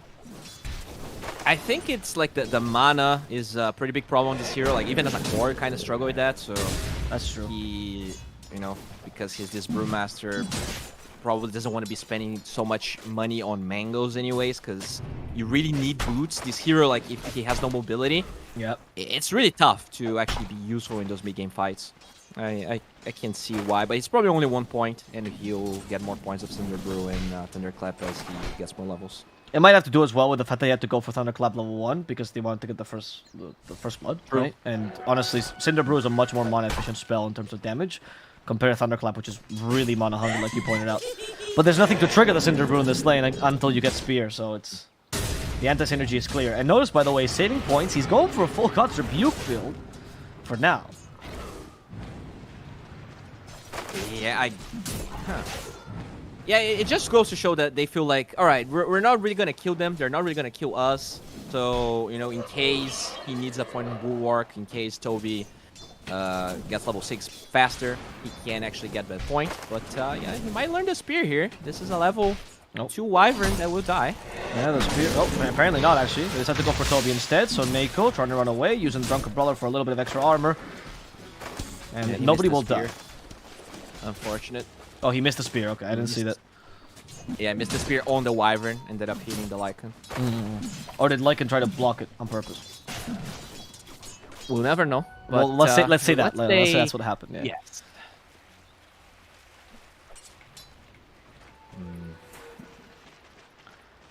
Alright, so we're recovering a little bit in that top lane. We do have the heal creep here coming from the Chen. That's another lane where you definitely want to avoid matches against the Visage just because of time walk. Oh. Yeah, sorry, Notice was really close to dying just out of auto attack, but now Soneko comes in with 2 points of Thunderclap, so he's committing to this build. Mana hungry, but might be more impactful to help his lane. However, this is the issue of 2 melees, dude. It's just so difficult for them to deal with this range support. They just can't catch up to her. Yeah, I think the value of the Thunderclap here is that once the Lycan's level 6, he really struggles to solo kill the Brewmaster, not only because of the stance and the evasion and all, but the attack speed is low, right? 55 attack speed is low. There's no dispel that the Lycan can really apply to his creeps, which means it is actually pretty good. Even without popping ulti, he's gonna be useful somehow. Like all of the Chen creeps and the Lycan creeps will have attack speed low. I like that point, actually. Ideally. Yeah, like it doesn't get exploded. If he actually presses clap, it will be useful. Yeah, I like that point as well. And the Lycan as well, he only gets 1.7 solid agility per level, which is really low attack speed, so it's one of his biggest issues. That's why carry Lycan, back when it was a thing, used to play with Echo Saber, right? Because you need that. Oh, rotation here. Stormer. Can he get a Hawk? The Hawk. Okay, there's the Bushwhack. The Hawk will die. Easy. Oh, one thing also. We were talking about Void not having damage in Chrono, but Penitence, that spell definitely gives him damage in Chrono. So it is one aspect that is pretty cool, especially attack speed, right? Because it's all Void really wants to proc those time locks. Stormer. There's the Bushwhack. Soneko joining as well. No Cinder Brew though, means he needs to be in range. And actually it's going to be Gilgar who's in trouble. They slow down Stormer. Soneko will body block Stormer. There's Thunder God's Wrath, and that will guarantee the kill from Laurel. So actually this lane going really well for Laurel. Already went well in the laning phase, but now this kill certainly equalized it. Laurel actually going to get a nice push because the Catapult is here, and so is the Hawk. They're both keen in opening up the map for themselves early. Yeah, he felt he had enough mana for the toss back, but he was like 4 mana short, and he died because he thought he was gonna get that toss back. Very unfortunate. They do defend the tower, but like this is mid Zeus usually doesn't do 95% damage of the tier 1 at 6 minutes, so really nicely played by Laurel. Also a hefty cost from the rotation of Stormer. That's usually why, you know, these early rotations, especially with TP, where you don't walk, are not something that common, because it can backfire.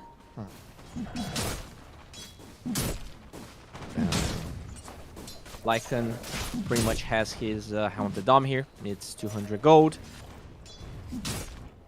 So we could see a rotation alongside the Tiny to kill this Mars. Yeah, we could, but again, I'm really interested in this build. Like, he's really gotten and committed to deal with this early Lycan push with the God's Rebuke, which is a better deep pushing skill. You know? And now, it doesn't feel like it's so easy to gank it. Again, with the strength of the God's Rebuke and the amount of stats he's gone for. It's very much an older Mars build with a double bracer straight into the phase boots. It's kind of a scaling Mars as well with more physical damage. Yeah, he's definitely not rushing to Blink Dagger by any means. He's also going back to the Soul Ring apparently. So it looks like the pacing is not going to be that fast. And also, nice moves there in the rune by Laurel. Deals the rune from Stormer. I mean, this is amazing really for Betboom. That's the dream scenario. Because getting that mid tower very quickly kind of means they don't have to rush towards a lot of things that, you know, maybe we saw them do in game 1 with that Mars. You really can chill, and this is amazing for them, really. I do feel like the Hawk is the only one that's struggling, right? He is even behind the Chen in terms of last hits right now. It seems bad, but I see the Hawk in this position, and all he does is let Notice be the win condition, right? I'm not saying it's going to work necessarily, but that's what they're planning on, clearly. But like this stat build, as Soneko gets pulled to Notice. Here's the attempt. Okay, they tried to trap Lycan, but unfortunately a little bit too late. Erecting that wall, which means that Notice is going to be forced to just TP away. There's no way to cancel this. Okay, they'll have to settle for the tower, but that's all they were looking for anyway. Yeah, good rotation. Unfortunate because they force the arena and they don't get any kills. So this means it's a free tower anyways, and the Mars doesn't really have much to do. Fishman. Really good moves by Entity once again. Yeah. He was the target, but Gilger... Oh, actually, Avalanche gets stopped. There's time dilation. Pure help.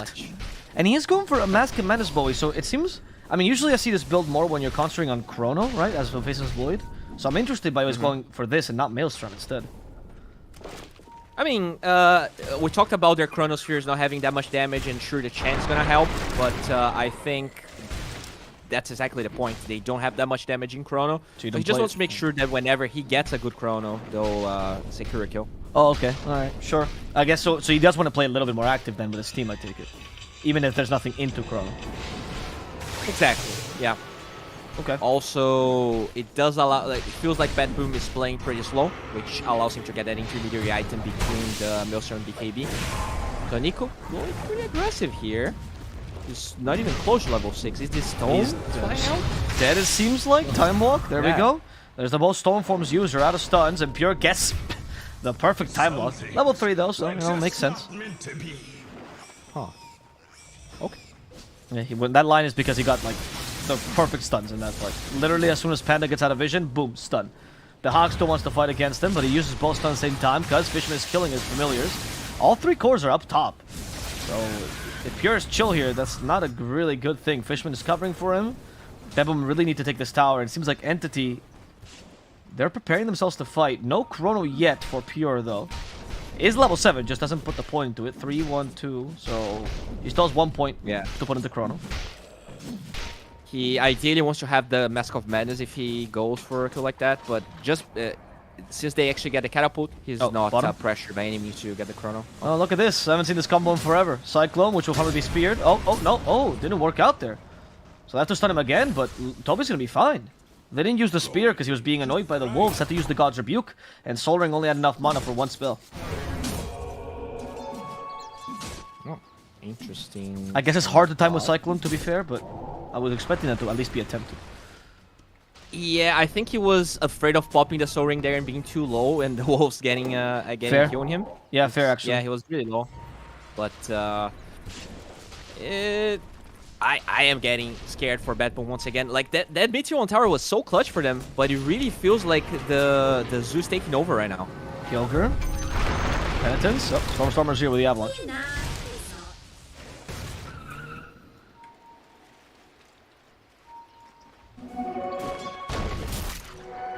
Toby doesn't have Shapeshift, so this could be an attempt. This is actually pretty good. There's no boots on him either. Has the TP. We have Thunderbolt though, so there's no way Toby's making out of this one. Toby that was a bit of a prayer. That was a Hail Mary. He's like, maybe they forgot the skill W. Which, to be honest, on a mid-Zeus, not that uncommon. But Laurel, he knows he has to play a little bit more aggressively. Can't go for full farming build, 404. That's a little bit too greedy for mid-Zeus this game. Oh, yeah. Now, what is he going for here? He's getting in U-Scepter, so he wants to have that way out of the Lycan, which is fair. But I do feel like he also needs Airlines this game. I feel like he needs to be able to deal with the creep waves without putting himself in range for the Chrono, which, by the way, is probably going to be used with the smoke. Good scan. There's the text.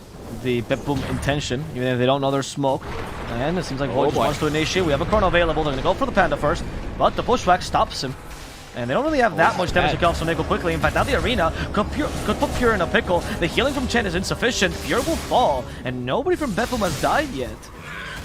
Kind of an overzealous play here by Entity, thinking they could do something with that Chrono.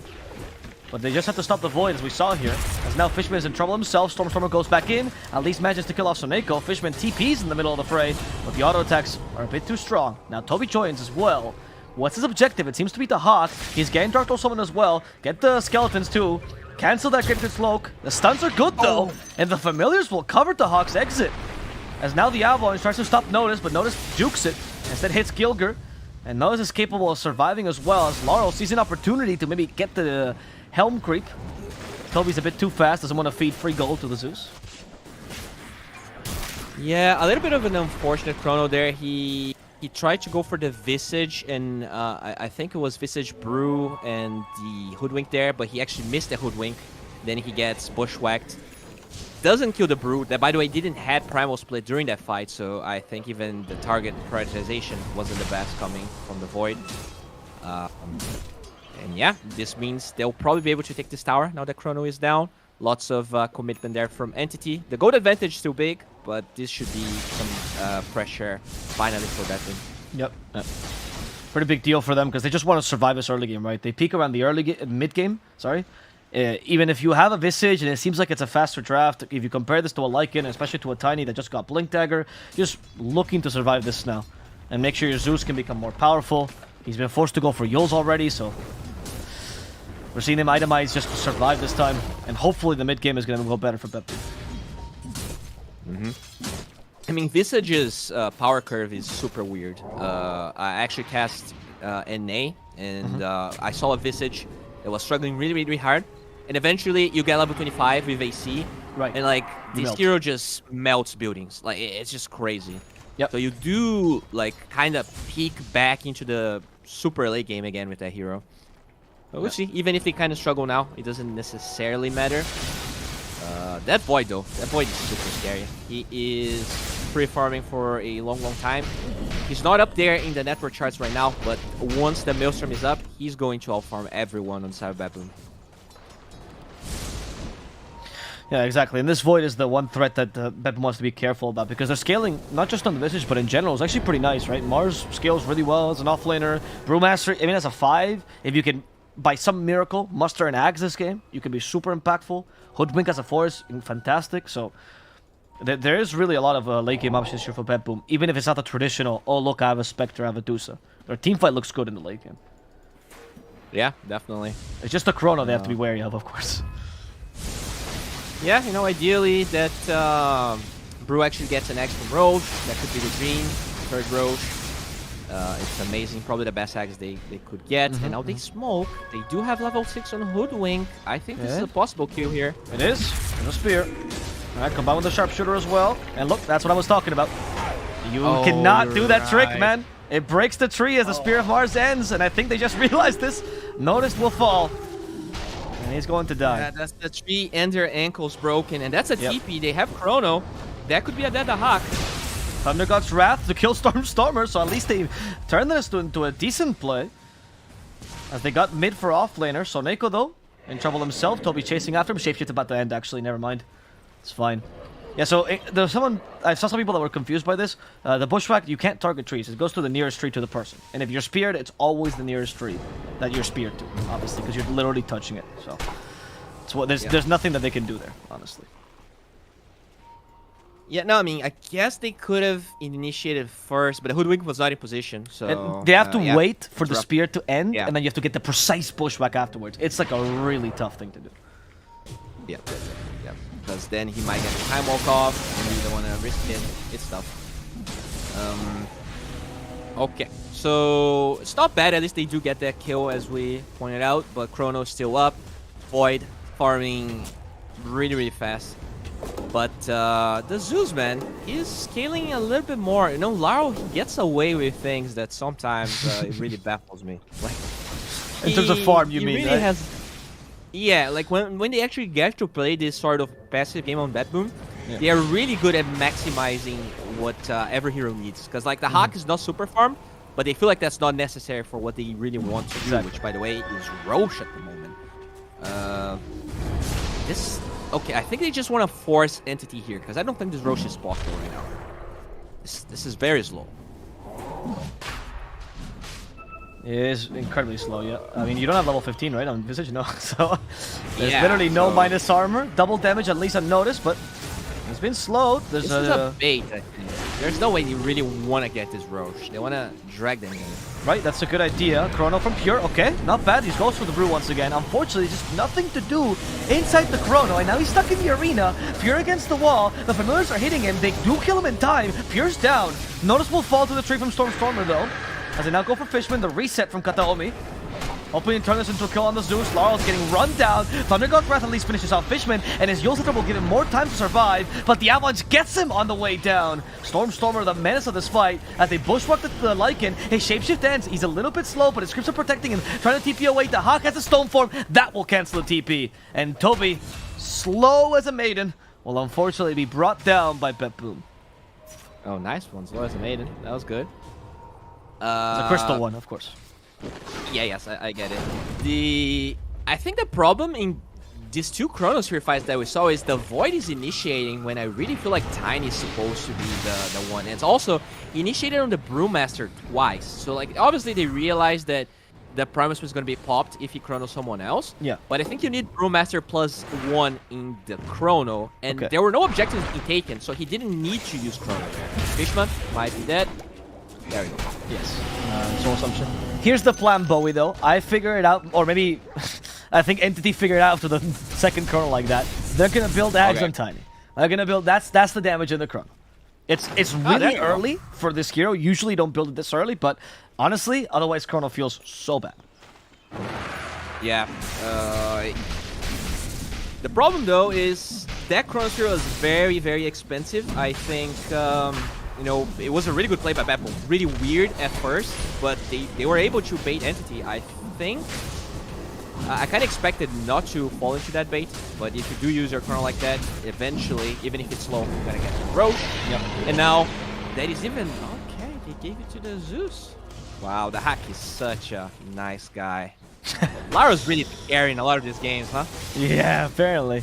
I mean, I guess if Visage dies, he just dies twice. Zeus, crazily enough, has escaped, and he's kind of tanky now as he's reaching level 15. It's like Storm, right? Like, you have so much damage, you have mobility. I mean, I'm not even joking. No, I agree. In a I way, agree. it is similar to Storm. He's better. He's certainly better than Storm right now. And I mean, that level 15, again, I think it's the most... You talked about it earlier. I think it's the hypest talent on Zeus. The 350 HP is ridiculous. Definitely. I mean, and he even got the Nether Shell drop, so he has a lot of damage coming out. We're gonna see this guy. He also has the shard at the moment. He will pop off very quickly once the Axe is complete. In terms of Entity, I would like to see some plays here of this Tiny with the Lycan. I feel like a lot of the shapeshifts we saw were solo shapeshifts. And I think the Lycan really needs to be playing with the Tiny. Usually it's the 4 that plays the Tiny. Oh, no, Tiny! Notice, do they have vision? Got Oh, that's Zeus. spotted. They have Zeus, of course. They have vision. There we go. There's the vision. And now Spear to put him to the wall, but they do have a bushwhack this time. That'll keep him inside the arena. Stormstormer will die here to Gilger. Really well done, noticed. What a spear. This spear indeed very clutch, and now looks like dragons are going to be hunted. Yeah. Oh. No, yeah, they're going for the dragon. You're right. Die, Black Dragon! And they, unfortunately, don't get it because they just got a new creep instead. Clutch plays. That's what we kind of have to hype when there's no real fights going on.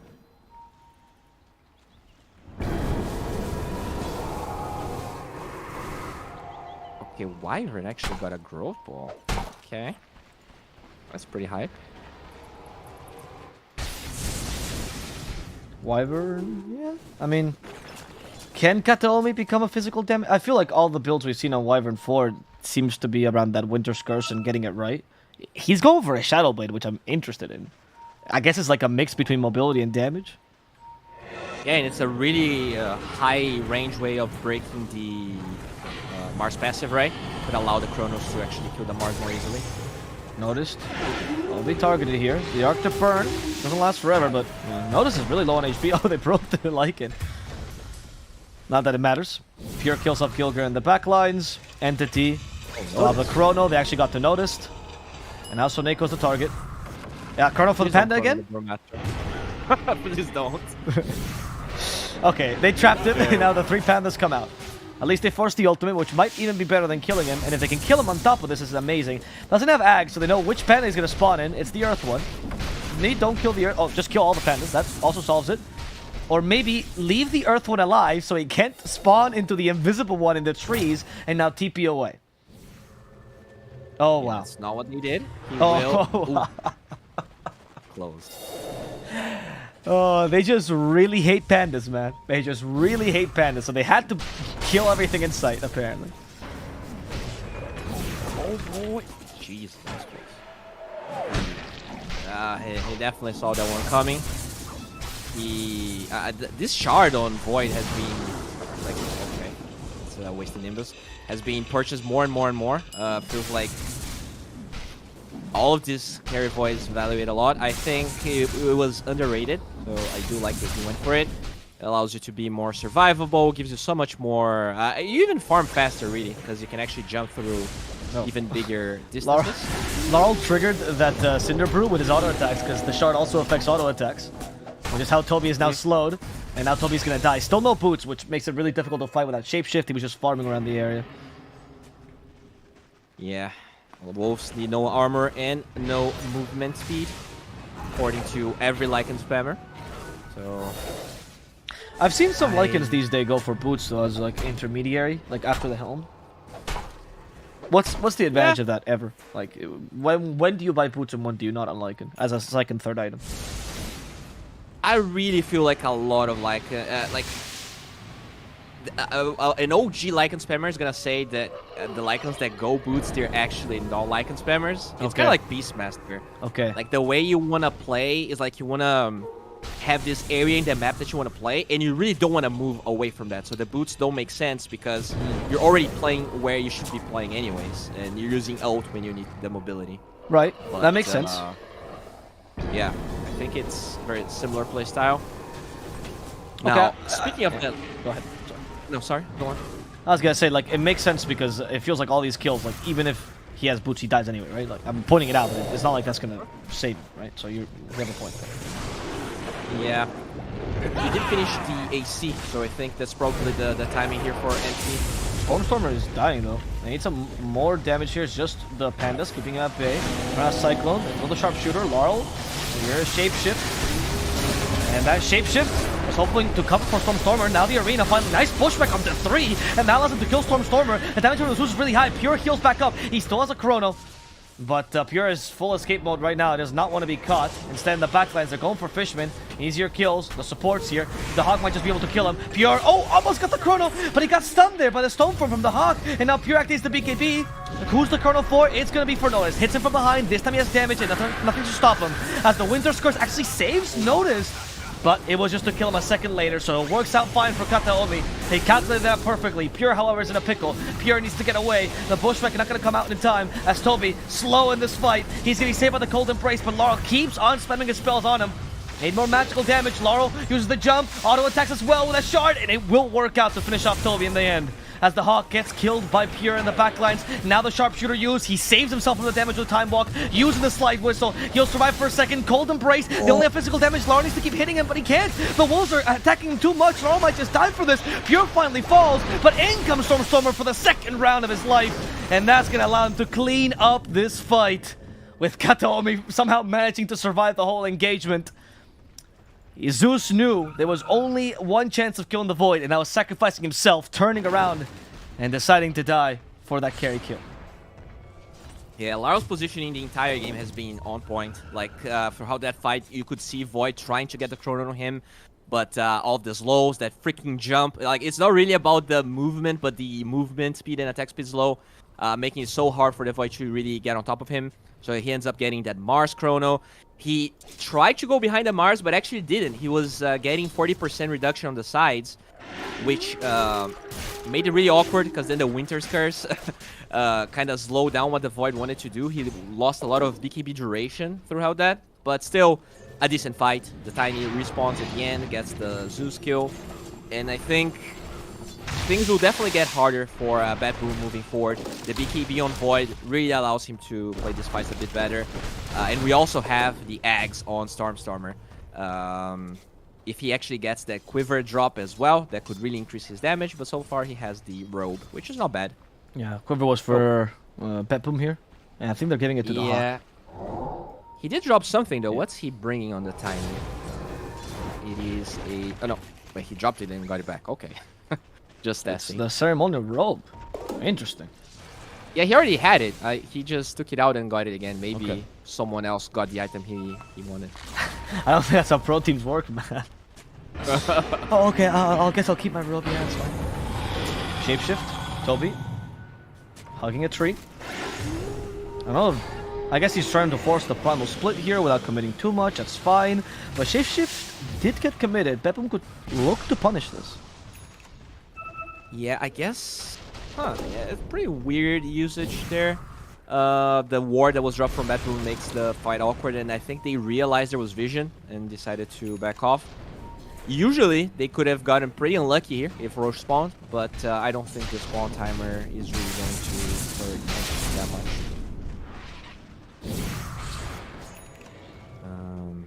This Void, though, he is starting to accelerate way too much. Level 21 already.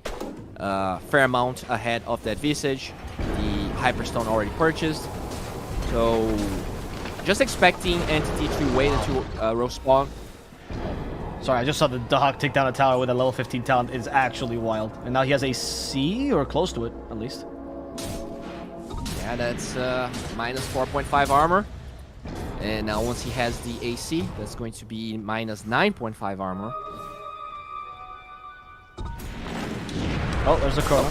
Okay, Pure's accepted the Chronos are only for supports this game. I think it's fair. But now Tiny has Ags, though, so I think there's much more use to it. But, you know, fair enough. Pure's still going for this Void that's supposed to play around Time Walk more than Chrono. We've talked about this.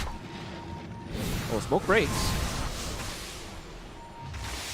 I mean, Roche is gonna spawn, so I wonder if Entity is gonna try and force this Roche. There's buyback on Gilgir anyway, so he'll buyback if he feels like Roche being taken. Okay, he's just baiting them out. Stormstormer keeping his distance.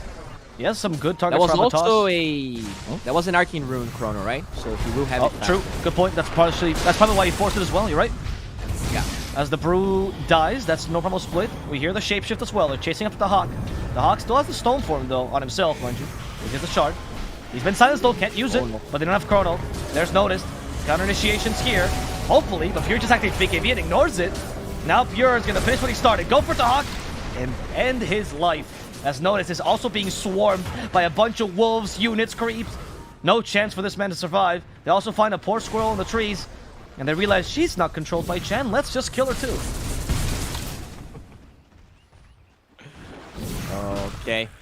This is for Roche. I mean, it's tough. I really feel like this Visage hero is strong, but the playstyle you have to play around really countered by the Entity draft. Like, you want to be hello, Stormer. Yeah. Could be in trouble. He is going to go down here. Laurel will finish him off as Pure. Chasing after Noticed. We do have a Time Walk again. He has Chrono available as well, so Pure committing hard to this, but he's been stopped. He is going to heal a little bit with a Time Walk, but not the best time. I think Pure is going to retreat now. At least till he can heal. I think if he had BKB there, he would probably just jump the Zeus, but without BKB, we don't want to be jumping tier 4s. There's always going to be buybacks available. But yeah, feels like a really slow win by Entity. When I look at Betboom, they really need this smoke to connect. Their draft just... It's only going to scale much later into the game. You know, if this Visage gets 25, if the Zeus gets some Octarine, E-Blade refresher, and they're just struggling to farm right now. The Entity just controls the whole map. Let's see. They definitely know this smoke is going here all together. Yeah. And they're using the Chen as bait. It's like, oh yeah. Chen will break the smoke on the right-hand side. No problem. They know exactly where it's coming from as well. Okay, Visage TP, he really wants that AC. Yeah, I don't know why the Curry's here, because he can buy it from the side shop himself, but... Soneko. I don't know, this seems like a tough play, Pure. Do they have anything else to follow up? They do, but the BKB from Pure? He just goes into the enemy base. That's the BKB, at least he has Aegis. But he really wants to hit Pandas, man. That's Pure's prerogative in this game, and nobody's gonna stop him from hitting Pandas.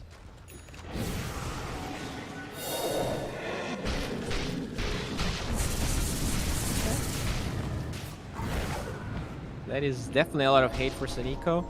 Yeah, I don't really understand. But, I Like, mean- he really just seems to think, I will kill him no matter what happens in these fights. So what's your read on this 5 brew here? I really feel like I get where they were coming from. I think the attack speed low kind of makes the Lycan early game worse. You could see him struggling to get kills. But I didn't really feel like he in the mid game. Winter's Curse. Nice. They caught the Hawk with his familiars. Kataomi. This man is setting the tempo for these fights. Yeah, I mean, when the +4 can solo kill your carry, it just showcases how hard of a game it is. Obviously, it's a huge net worth lead, but I don't think the Wyvern, like, it would matter. Like, if the Visage had more farm, it would make the kill even easier, right? That's what Wyvern is Visage. Okay, they go for Stormer now. There's no Bushwhack. Puts him away from the arena walls, but it's fine because they have enough heroes surrounding him. They should be able to kill him regardless. One last toss for the boys, but that's not going to be enough to save him.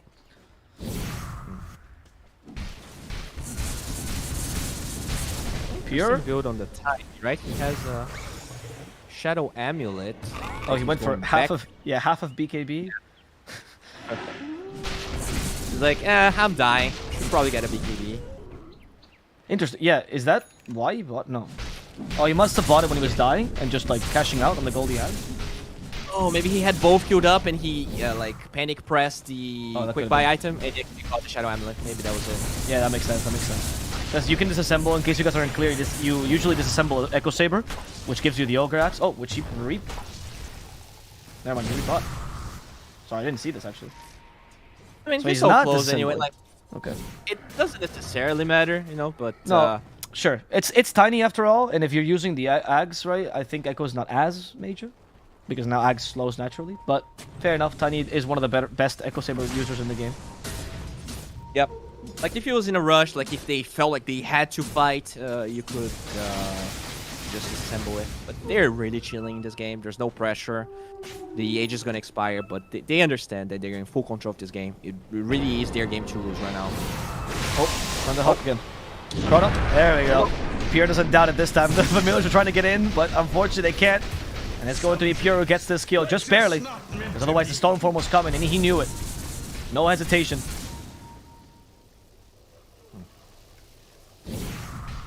Ags on Winter Wyvern. As if Kataomi wasn't impactful enough. Now we're going to see the true wrath of this Winter Wyvern 4.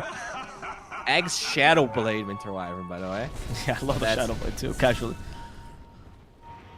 Super scary. He even got the... I mean, I love the way he built this game. Really... He can really solo kill this Visage.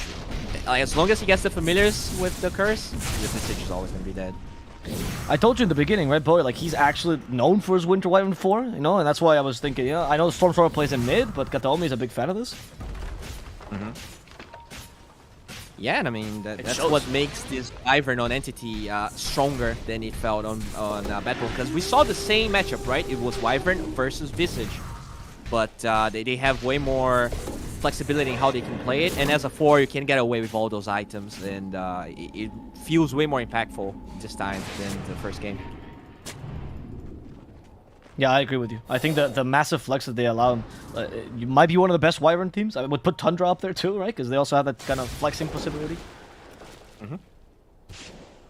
I do like the Zuzi Blade though. It is a way to try and counter the Kataomi Wyvern impact, but he doesn't have a Blink Dagger like the Hoodwink has. So for someone that's playing this far behind, trying to never really get caught up in the chrono, it's tough for Laurel to use this E-Blade as much as he would like to. Interesting. Kataomi is using that Shadow Blade plus Axe to actually scout here. Similar to how we've seen in NA, the Manta style plus Axe DK, for example. Like scouting using that flying movement. I don't really see much Wyvern, to be honest, so this is kind of new to me. It's a really interesting way of using this Shadow Blade. Oh no, Stormstormer's TP has been cancelled. But it's okay, because the Sharpshooter misses, so Stormstormer can just walk away. And this will allow them to connect. They know that a lot of these Betboom heroes probably went bottom to try and help. Oh, look at the Kataomi Wyvern. Oh, nice blink though. Yeah, good blink for notice, otherwise he was dead. Or had to activate BKB at least.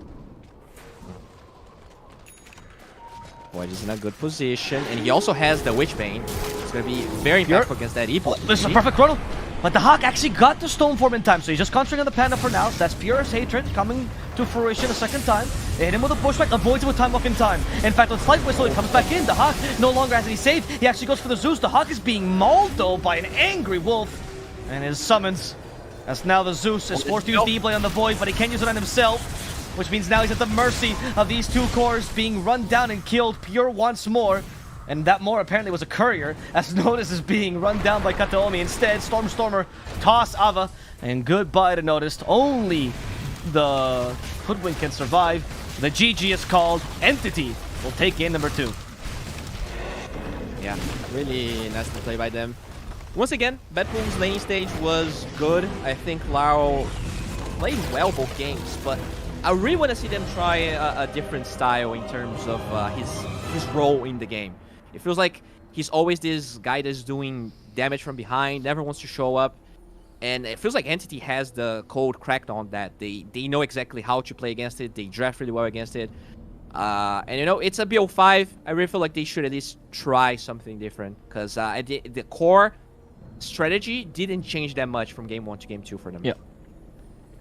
Yeah, I agree with you. I think that you talked about the Brewmaster earlier, right? It seemed like it was a flex the whole time, and they always had that consideration of the 5 brew, but in the end, it just didn't... Like, usually when you flex is you're okay with all positions, right? Where it seemed like 5 brew was kind of an emergency thing that you were not looking into. So, in the end, Betboom once again gets run down. I think you're right with Laurel. I think he's the core of the strategy, and I need to find something faster to play in that mid lane so they can actually utilize or match Entity's speed, because Entity is just running them down here. Totally. So though, I feel like they are playing well. It's just that their strategies not only are being like predicted really well by Entity, but I think they are very hard to execute. You know, Brew 5, we had IO Gyro in game 1. Yes. Lots of innovative things that I think you should try if you are confident with them. But I also don't feel like they should repeat them into game 3. This is a BO5 at the end of the day. Yeah. So let's see if they have another trump card here to maybe surprise Entity a little bit. And they need it, A Betboom didn't qualify for the major, which means this is the big tournament they want before TI. And if they want to have a chance to go to Malaysia, they're fighting Pure, essentially. These are the two people that are trying to get to one land before TI.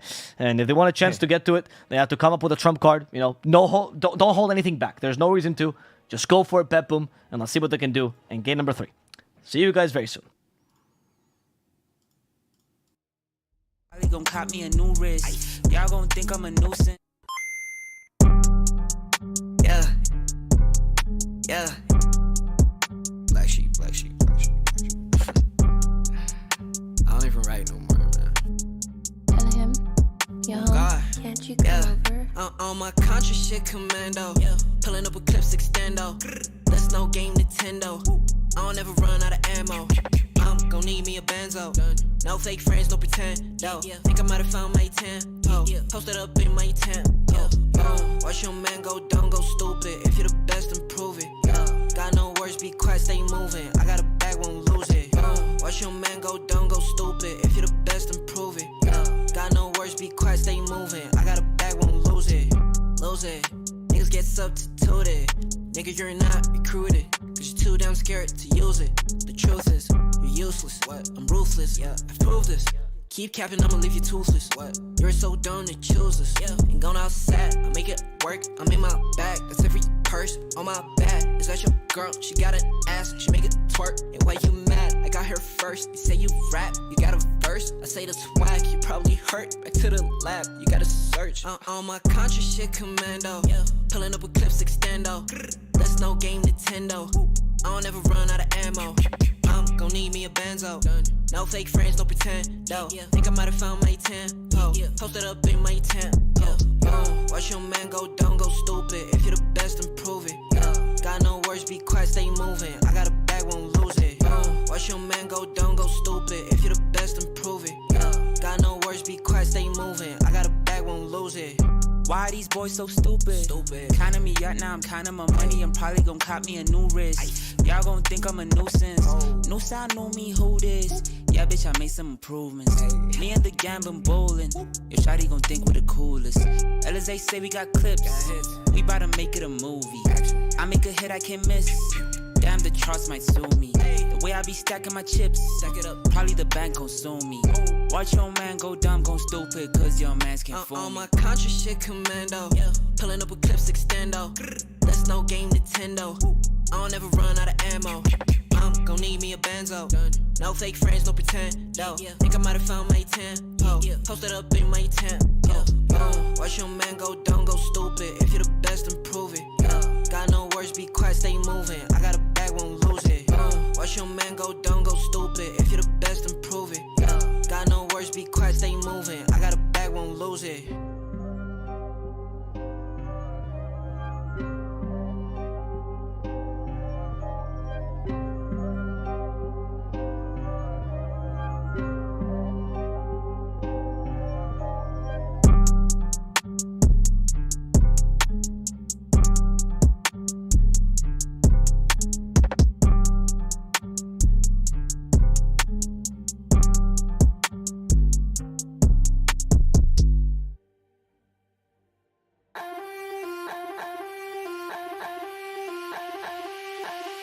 Don't you know I'm a bad little mama? I got moves like Madonna. Don't tell me cause I move when I'm gonna. I'm not afraid to lose, I am a prima donna. Don't you see I'm a winner, I'm a queen. I cause no scene if you work with me. Don't stop me cause I fight when I wanna. I'm not afraid to lose, I am a prima donna. Step out as a motivator. Let them know that the weight's up. That's how we know when we level up. Hey, that's how we know when we level up. Level up. All we know about is level up. Are we ready not to level up? You know we fall and we get up. Level up. All we know about is level up. Are we ready not to level up? It's time, get up. Back against the wall, still I'm standing tall. Know about the ball, I got my fan with me. All we know is ball to empty out the mouths. The chosen one they call, I take my fan with me. Know about it if you tell, know you're breaking codes. Want your credibility and all fall like dominoes. Can you really take a stance? All I wanna know. Need me real ones when it's time to go.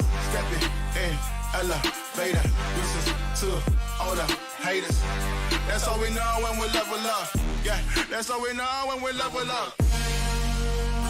Level up. All we know about is level up. Are we ready not to level up? You know we fall and we get up. Level up. All we know about is level up. Are we ready not to level up? It's time, get up. I found out I'm not alone. 'Cause I'm just like you. We are fearless when we fight and not afraid to level up. All we know about is level up. Are we ready not to level up? You know we fall and we get up. Level up. All we know about is level up. Are we ready not to level up? It's time, get up.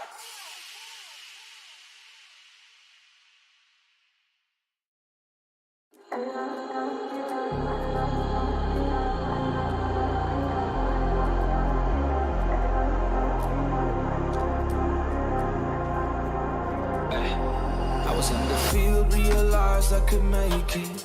Sacrificed all my time towards greatness.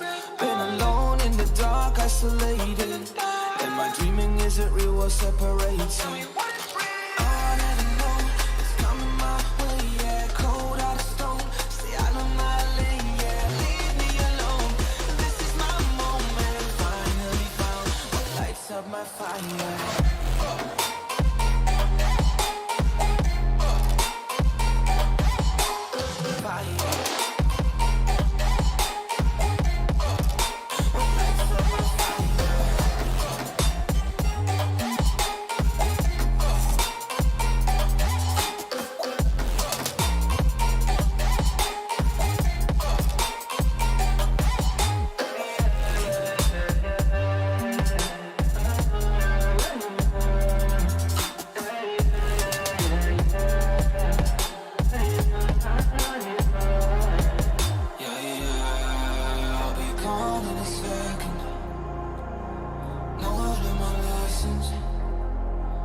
picking up my weapons.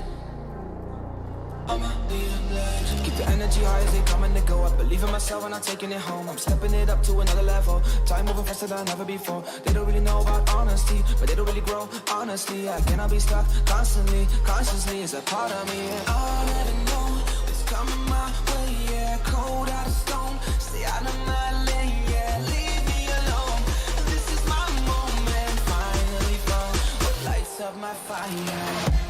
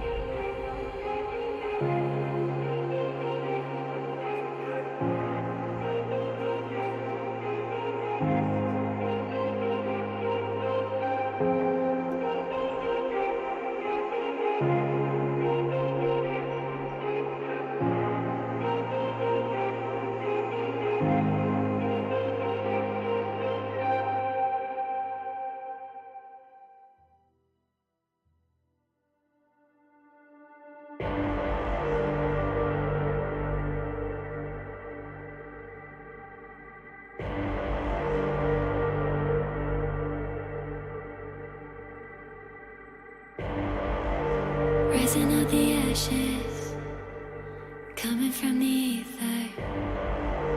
All I hear is static. Breathe a little deeper. Fallen, broken, a million light years away from home. My eyes opened, and now I've come to claim life. Never let it go. These wings carry me. Live this fantasy. Running through the fire, fire.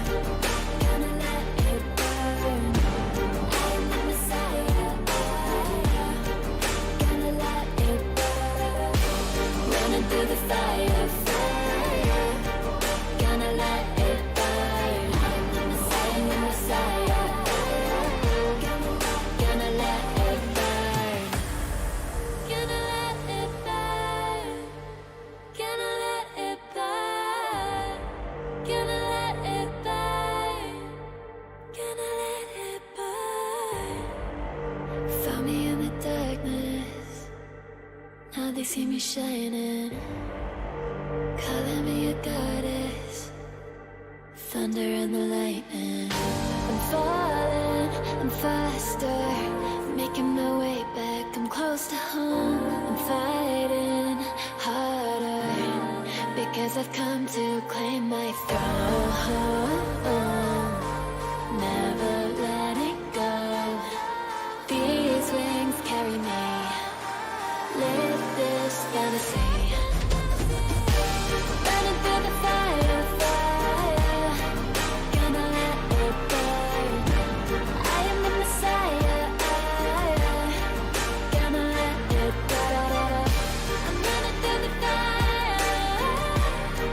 Gonna let it burn. I am the Messiah. And I love this fantasy.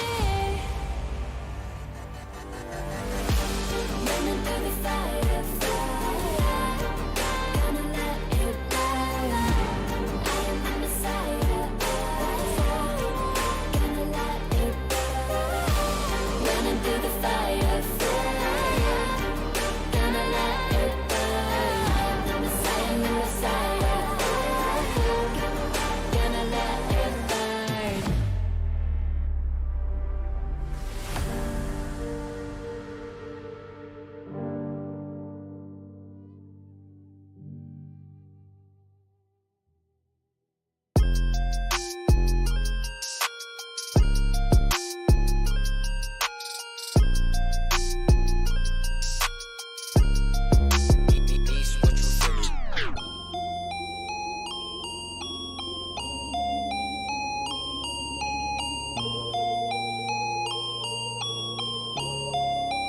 Niece, what you finna There's no defense. I'll buy it if I want it. I'm going supersonic. Come on, beg for it. Alright, okay.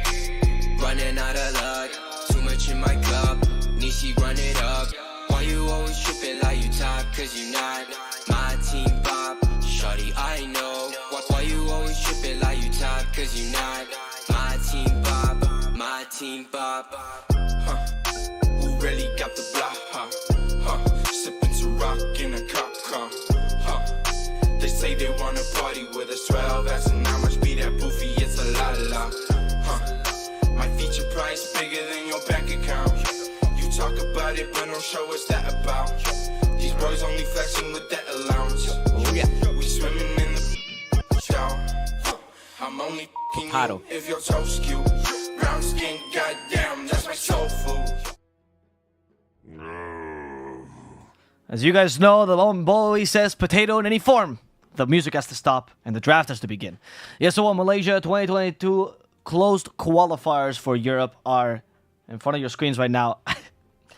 Entity seems like they've lost every single game, but that is not the case. They have won every single game. I think they just made a small mistake here.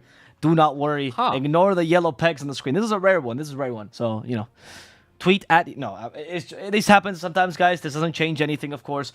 Entity, if they win this game, they will still win this grand final. And for everyone that asks in chat, I ask you, please, I beg you, these chatters that are here the whole time, you guys, we love you, you faithful viewers, you long-term viewers, you wonderful Dota experts.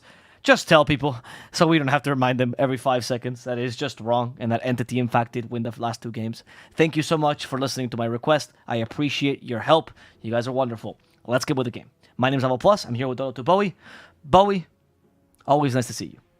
Or to hear you. Oh, thank you very much. We do see a change here. They actually changed their initial bans on side of Betboom. They were taking the Batrider puck every game. But now the Wyvern gets removed. That's how much respect Betboom is paying to that hero. They tried picking it. Didn't work. They gave it away. Didn't work. So the only other option is remove it. So, we were talking about them not really doing the same thing, and I think that's a good sign that they're definitely trying different things. Yeah, I'm with you as well there. I think they need to come up with a different philosophy here. And the fact that they're waiting so much on this first pick, Bowie, is not the best sign, but maybe it's because they're doubting whether to use one of their 15 different strategies that they have, right? So... I think you'll pick Tiny. Puck's going to be on the opposite side. You're always happy with that, right? That's a pretty standard opener. Just get like the the Tiny, Tiny. leave the puck up him.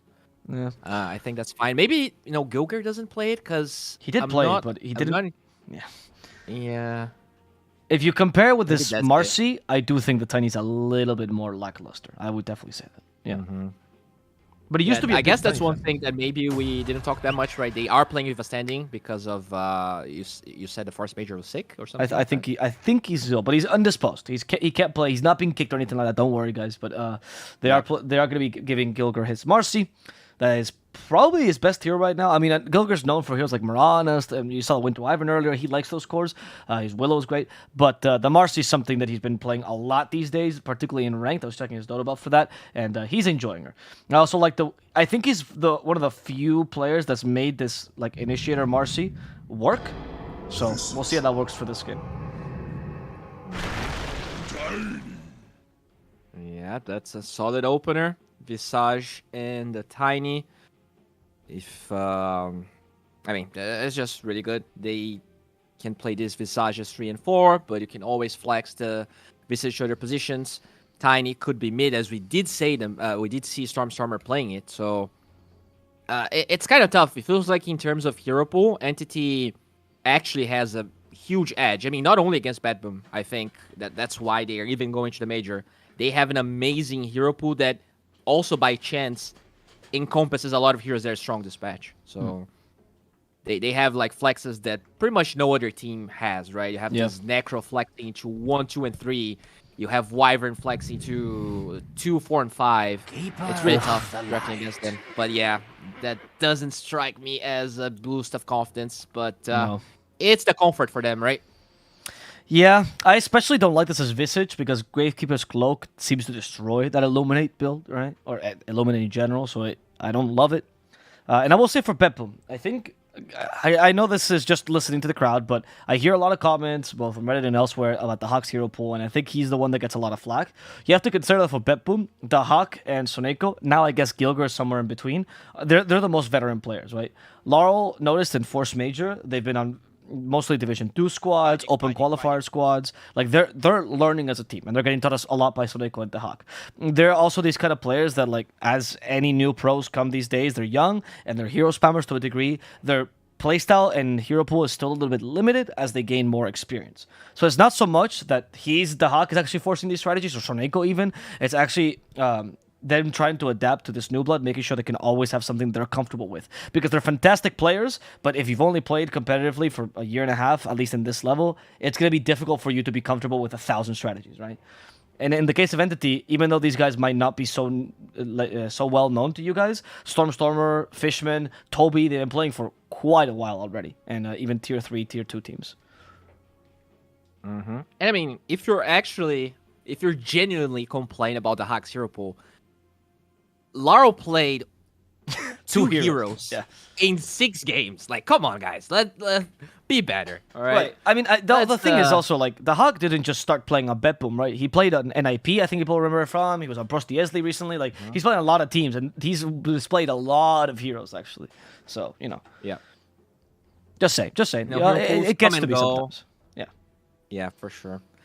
Obviously, the Coddle, not necessarily going to be mid, but considering I mean, it would be nice if they actually flex this. I think it would be a way to kind of throw Entity off. But because they banned the puck, it kind of leads me to believe this is still going to be a mid Coddle. I do like the Chen ban, though, because we saw, like, it feels like once Entity gets those 2 Zoo heroes, you know, Visage Beastmaster, Visage Shen, Lycan Visage, things look, it just feels so overwhelming to play against that. So if they're going to actually let that through, they need a better response, you know, either a Sven. I don't think Mars really did what it's supposed to. I think, you know, I was okay with them picking game 2, but if you pick it twice and it didn't work, like, something has to change. If they're not going to change the Kato, I do hope the Mars goes away.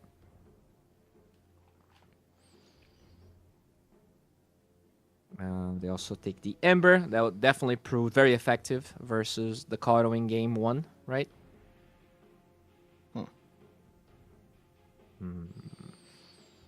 I'll be honest with you, Bo. I see the Ember ban, right, in the puck ban, right? And like you said, like, all these are the best heroes because they get close to Coddle. You're right, but I just think there's so many other heroes that do this, dude. Like, I saw no one beat him with a Kunkka. I think you can even run Tiny Mid and he actually beats him if you know how to play the matchup. It doesn't inspire confidence. Yeah, I agree with you.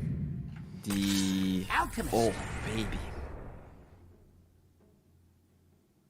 I mean, remember, this doesn't necessarily is an Alchemist carry, because Soneko actually... I'm sorry. Oh, yeah, Soneko plays position 5 Alch, sorry. It's probably going to be a carry Alch. But there are a couple of support players that do play Alch support. I don't think it's necessarily good, but it is a way to deny the Alch whilst like having an okay support. I feel like the level 1 stun is amazing, actually, with this hero.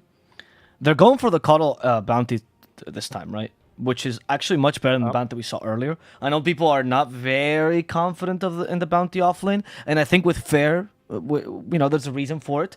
In Riyadh, for example, Saberlight was okay with it. Collapse was the only person I think won a game in Riyadh with Bounty Hunter. Didn't feel that great. But with Coddle, it changes completely.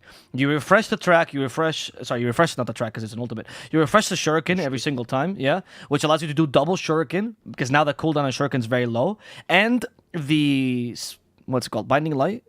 Right? No, Solar Bind, sorry. The Solar Bind is probably the best spell amp you can get in this game, which of course amps the Shuriken, which of course crits, so it can be brutal against supports, and it really limits this kind of potential. We'll see how it works against Alk, though, because he seems like quite a tanky hero, and against Visage. I mean, it's a great combination because of what you said. Obviously, once you get the eggs, it's going to be like a gazillion damage, but also because the vision that Bounty Hunter gives away, it's so important for Coddle, because you're always playing kind of afraid, even as mid Coddle. It really allows him to position better in fights. So I do like that aspect. It's also something that lanes well versus Hulk, first of all, because his armor is terrible, and that can actually chase him down, so you can constantly know where he is. be able to contest stacks and all that. Right now, they don't really have any good heroes that contest ancient stacks, but Karu is amazing at contesting the normal ones, so that's pretty cool. Yeah, that's true. I also like the Clocker because he's a tanky 5, right? I mean, it's simple, but against Bounty, that's what you have to make sure, right? The lane is tough because you're melee, but afterwards, Bounty won't be able to just double shuriken and kill you in one go. Actually, I think he might be the tankiest 5, Ogre aside, right? Up there for sure. Made of metal, very tanky. Now you have to That's ban exactly, Scary. yep, you're right. Yeah, that's entirely it. Yeah. Now, if we think about the carry heroes here for our boy, the Hawk. They take the Ursa. I mean, you don't even need to take the Hawk heroes necessarily. Just take the heroes that are really good versus Elk. Would they take the Monkey King? I don't even know. Maybe you take... Yeah, just take the Monkey King. I actually think it... it's kind of something we see against Visage a lot, and it is kind of annoying. You have a lot of mobility. The Monkey King alongside a Bounty Hunter could be a pretty good hunting squad. The Monkey King doesn't even need to have items. Like, if you shut down the Alk, is much better than farming for yourself anyways. Yeah, that's true. I agree with that. Which is why they get rid of the faster carries right now. Ah, that's a classic, Bowie!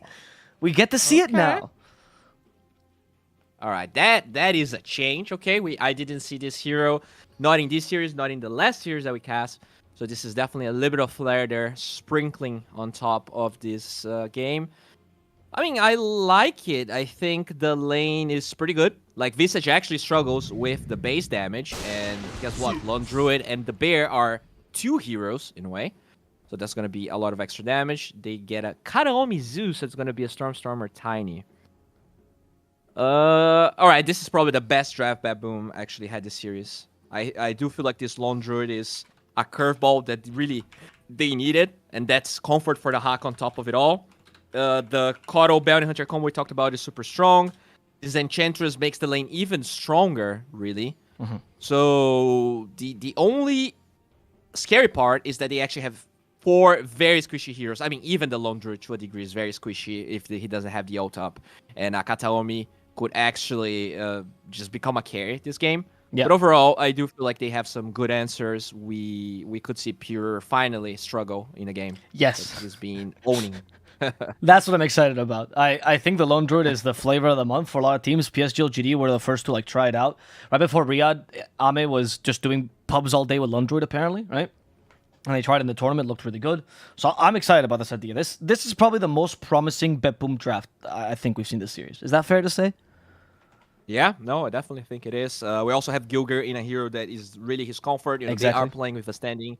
I think we should definitely make it clear to the audience. So, by the way, Marcy with Lone Druid, it's pretty amazing because you're going to get the lifesteal for the bear. So, all of that damage and the lifesteal for the bear because it is a creep hero creep. I don't know the actual schematics for that, but amazing nonetheless. That is true. We've seen that combo. I think LGD was running all the time. I mean, it's common. I think the first team to do this in DPC, at least that I saw, mind you, was Gunner. Because he's a big Lone Druid enjoyer on Nouns, right? They ran this very commonly. They would do it on mid, actually, Lone Druid. And it was kind of brutal. You'd completely take over the game with that. Because you push tower so quickly. But LGD has been doing it a lot recently. I mean, it's not like it's... Oh, wow, a Psychic on Bear. Who would have thought of that, right? It's not that innovative, but it's cool to see. It's very, very impactful at destroying the early, right? Yeah, for sure. Yeah, it's just that, like, the bear does so much damage to structures that any raw damage that you can put on top of him is always going to be very impactful. Yeah.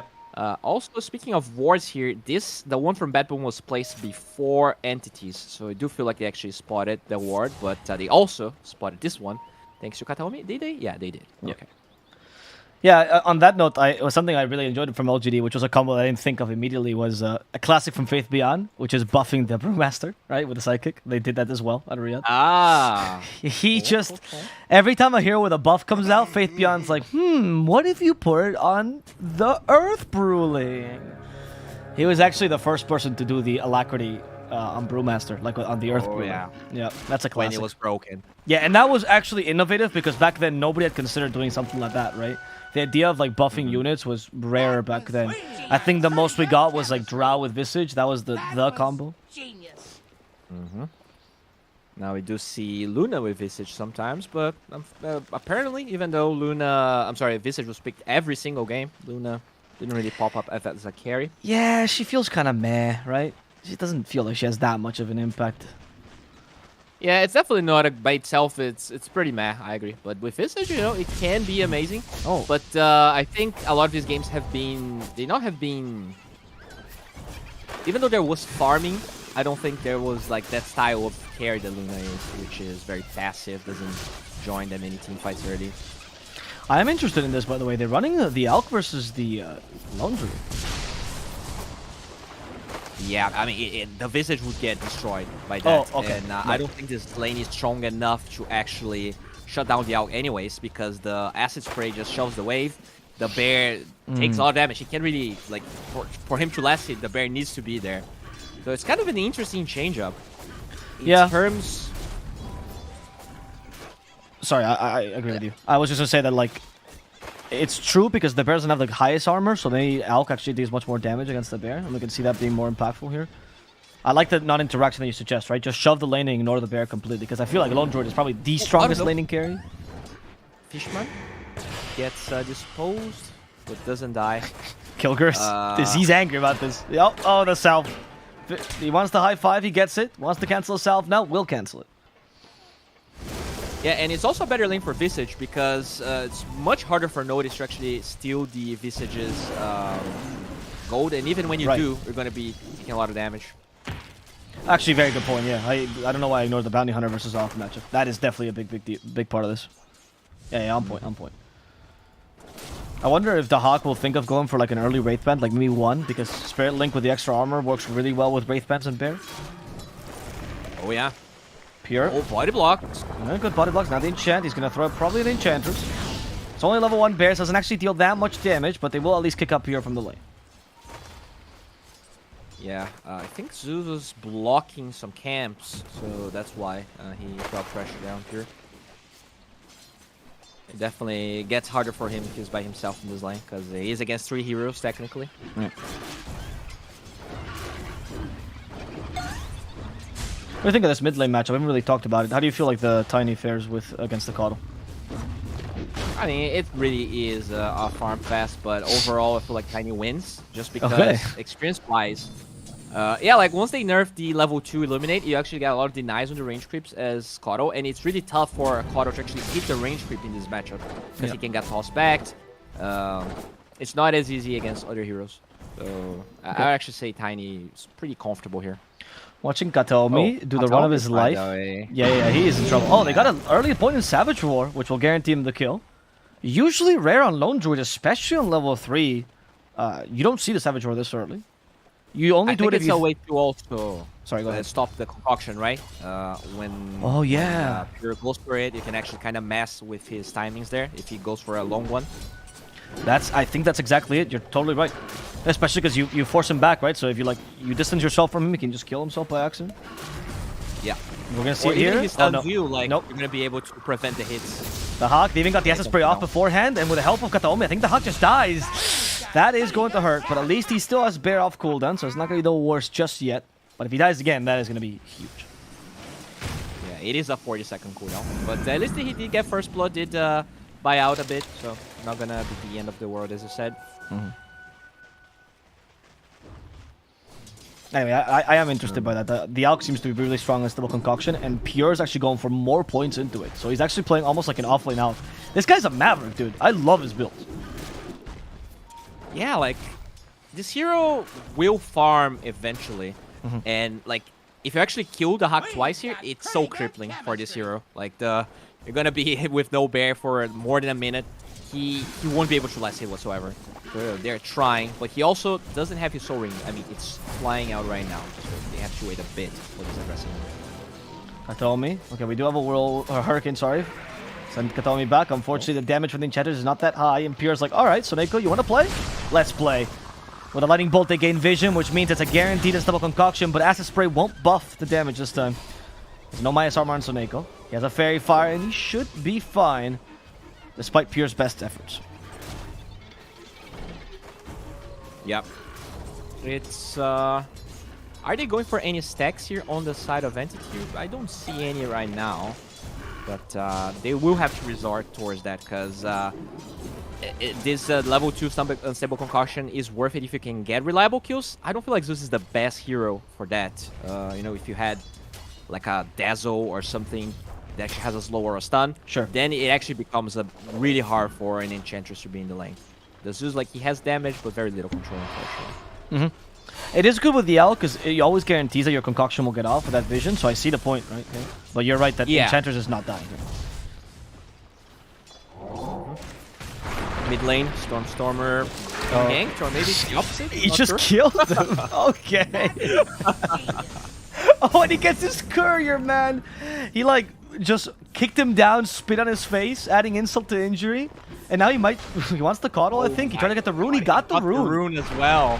And now with the Avatars, can they send Laurel back? Oh no, they got the wrong thing. It was the creep instead of Laurel. So they won't be able to get this counter kill. Now all of Betboom is coming in here. Soneko's coming for revenge. Wow. I don't think that's what they meant to do. What a play. Now, one thing I'll give Betboom is that in almost every single one of these games we watched, they were able to do a lot of damage to the Tier 1 tower. Like, they always get the rotations of the supports. Yeah. And even when they have, like, Kodo or Zeus as their mid hero, they somehow do a lot of damage to the Tier 1. So really nicely done. Even here where they lose the Enchantress, they get, like, more than half of the tower's HP. So that is definitely one thing that I think they scrimmed and improved a lot. Flags in the bottom lane as Fishman gets taken out of his territory. And Gilger continues to punch him. And Jinata hurts as well. Shuriken on top of this, but they don't have track to actually maximize his damage. Won't seem to matter as Notice gets the skill and now gets a track. Toby's the next objective. The Gravekeeper's Cloak is down, and with a rebound, the damage is really high. Notice, thanks to his magic wand, will survive. Stormer comes in as a counter initiation, hoping to finish off Gilger. Close to it, and with one last punch, he'll bring him down. Pretty similar to what we saw in their series against Gaming Gladiators. You know, level 6 on Bounty Hunter, you get a kill. They might just dive Kataomi here. They already left with Stormer. They do know that. Yeah, and Laurel has travel boots already, so it's kind of an easy rotation for him. Goodbye to Kataomi. Now the push continues, and if you put this on auto attack, there we go. Jinata will actually affect towers. You have to do the, what's it called? The right click, auto cast. Manual. Yeah. No, if it's manual, it doesn't work. It's a weird thing that happens with Geminated Attack too. If you want to hit wards with Geminated Attack, you can't actually use it on it. You have to leave it on autocast for some reason. Oh, really? Yeah, same with Tombstone, for example. If you want to hit Tombstone twice, you gotta put it on autocast. Stormer? Stormer gets found? Yeah, he's gonna get found and he's gonna get rebound. That's Fishman. It's tracked now. All chasing after Fishman. 4 heroes to make sure that Battlestall's not effective, and they all get cogsed. Fishman, a really happy camper after he just actually outplayed all of Betboom together. That was pretty beautiful. And I mean, they did the exact same thing against Gaming Gladiators. And even though they won that series, they did lose that game. The real problem, it seems like, is keeping up the pace with Bounty Hunter, even when you get that early eggs. Maybe the Kodo is what's going to push that over the edge and make it stronger. Oh, speaking of Kodo, he is just dead. Yeah, Kodo's just going to die to that tree from Stormer, so at least this equalizes it a little bit, but Kodo's still winning this early game against Tiny, even if not by much. Good timing on travels as well. Yeah, the stacks are being made for Pure here. He's farming a double large camp stack. He is quite underfarmed though. The decision of actually laning him top, like, it was fine at first, but it really felt like the second point in a stable concoction is slowing his farm down, and they didn't really get a lot out of it. Kind of unfortunate, because the Visage is also not doing that well. He got killed, but if he gets the Enchantress here, it could be the beginning of something. Ooh, so they got to get they guy, will get it. Yeah. I mean, yeah, Enchantress is just throwing creeps to the mid lane, like you pointed out earlier, so usually a kill on a 5, not something to note. But here it's kind of a big deal, because you keep protecting your tier 1 this way. Oh, they even lift this. Okay, they're also doing damage top. Fine Fishman. Exposed Fishman. Out of the cogs. There's a track. Boom. More gold for Noticed, who's well on his way to that Axe. Got the Hooded Defiance, which apparently is preferred build against Zeus. Not gonna go for the Vanguard that we sent them to see on the Bounty off lane. As they toss back Laurel, they send him over to the Zeus. Laurel throw a tree at him, and he's going to die. Kataomi Thunder God's Wrath. Very impactful there. Stormstormer unfortunately loses his tower though. Not much he could do there against the Enchantress creep spam. Another toss back, I think. There we go. Is this enough? This guy's tanking. You know, the hookshot actually misses, doesn't get the stun and notice, but he's surrounded by heroes inside the cogs. There's no way he lives. They want Kataomi at the very least. This doesn't deal enough damage though. Kataomi keeping his distance, and he's actually going to survive thanks to the avalanche. No track gold for Betboom, who committed a lot of heroes to accomplish nothing. Very uncharacteristic mistakes by Laro. He was... Okay, he's just gonna die, but in most of these games, he died like... I don't know, even though they lost a lot of these games, he died like maybe 3 times combined in some of... in this series. But now he died twice to a Tiny that doesn't have Blink. I'm very surprised that Stormstormer is finding the angle on him so much. He... Like, to me, one of the things he did the best in both of the series was like actually doing a lot of damage, being useful, and not dying. So the Tiny was not a matchup I expected this to happen as much, because even if with the Ember, right, that from the get-go has the gap close, he was not really dying as Lao. That's true. What do you think is the situation here for Pure? How afraid should Betboom be of him, considering he went for a more fighting build early? How much pressure do they have to put out here? And when do they have to put pressure? Like, can they wait on maybe one item timing, or is it not available for them? I really feel like they have to keep the pressure up. The Elk, you know, he will always recover this hero. So ideally, you want to kill Pure once or twice before the Radiance gets completed. Okay. But they look at Fishman. He's in perfect position here to stop this angle. Yep. That's why, you know, I was wondering if they had to wait for one item, because they seem weak. Stormer has Blink Dagger already, and he's stronger than them. Gilgar will die to the Avalanche alone. Fishman track doesn't phase him. There's double damage on the pair, though, for the Hawk, and that is Bear level 4. Oh, level 3, actually. Interesting. Nice. I'm actually fascinated by the Hawk now. I've seen some people go for Spirit Link, like early. But to this point, you don't max Bear. Yeah. I mean, I'm not against it. He's a Slome Druid, dude. He knows. I'm serious. Like, he must have calculated. I'm not that versed into Lone Druid, not gonna lie. So yeah. I won't really pretend I know what he's doing here. But he is definitely the specialist. Maybe he's watching Ame a lot, and that's something he's doing. No, Ame's not the specialist. But, I'd say like Matumba is probably a Lone Druid specialist at this point. So Neko's gonna die. I'm a big fan of Lone Druid, which is why I always like looking at his build. And it is just interesting because people find out ways to be more efficient, right? Technically, getting more points in Bear doesn't actually help you farm faster. It helps you fight faster, the Bear is stronger for sure, but it's not that much more farming speed compared to Spirit Link, which actually gives him attack speed and, you know, improves him considerably. The extra damage, of course, is useful, but the extra points in Bear usually are for the abilities, right? The extra armor, those are like big points to be contested here. So, yeah, it feels like the 4th point on Spirit Link. Like, look at how much you get from the 4th point. It's insane, right? If you go from level 3 Spirit Bear to level 4, you get 0.1 base attack time, whereas you get 40 attack speed on the Spirit Link. So, not 40, it's like 28. I don't know why it doesn't showcase the damage increase for the Bear, though. I don't know why it's not showing, but that's also part of it. Oh, that's true. That is true. But I don't think it... Because the attack speed on the Bear is usually better because you're proc. Yes, exactly, which is why I'm interested. Also, the extra armor can be useful, right? In some cases, because Spirit Link now does give shared armor. So I'm not sure. Like, I'd have to go into an Excel and do calculations as to what farms faster. But the Hawk clearly has done that, and he's a sweaty tryhard. I believe any build he's ever done. He has a reason for everything. Okay, so gold advantage was at about 4k. Definitely getting depleted by the fact that Alchemist exists and is going to finish that Radiance. The smokes from Betboom, I actually feel like the smokes were really good. They smoked close to the spawn time of the creeps, which is usually a great way to finding those cores in the triangle. But, oh, nice blink out. Yeah. The positioning of this force from Entity, just protecting the Elk, were on point. They also had wards, not only in that cliff, but close to the Roche Pit. So they're predicting pretty much all of the moves that Betboom could be doing at the stage. I love that Fishman, whenever he cogs, he will plant his flag first before he cogs, man. This guy's a true Chad. Definitely showcasing a lot of cheating there on the Clockwork. A lot of Chadness, I Now- agree. Alpha male, Mr. Clockwork. Yes, very alpha. It's, you know what? I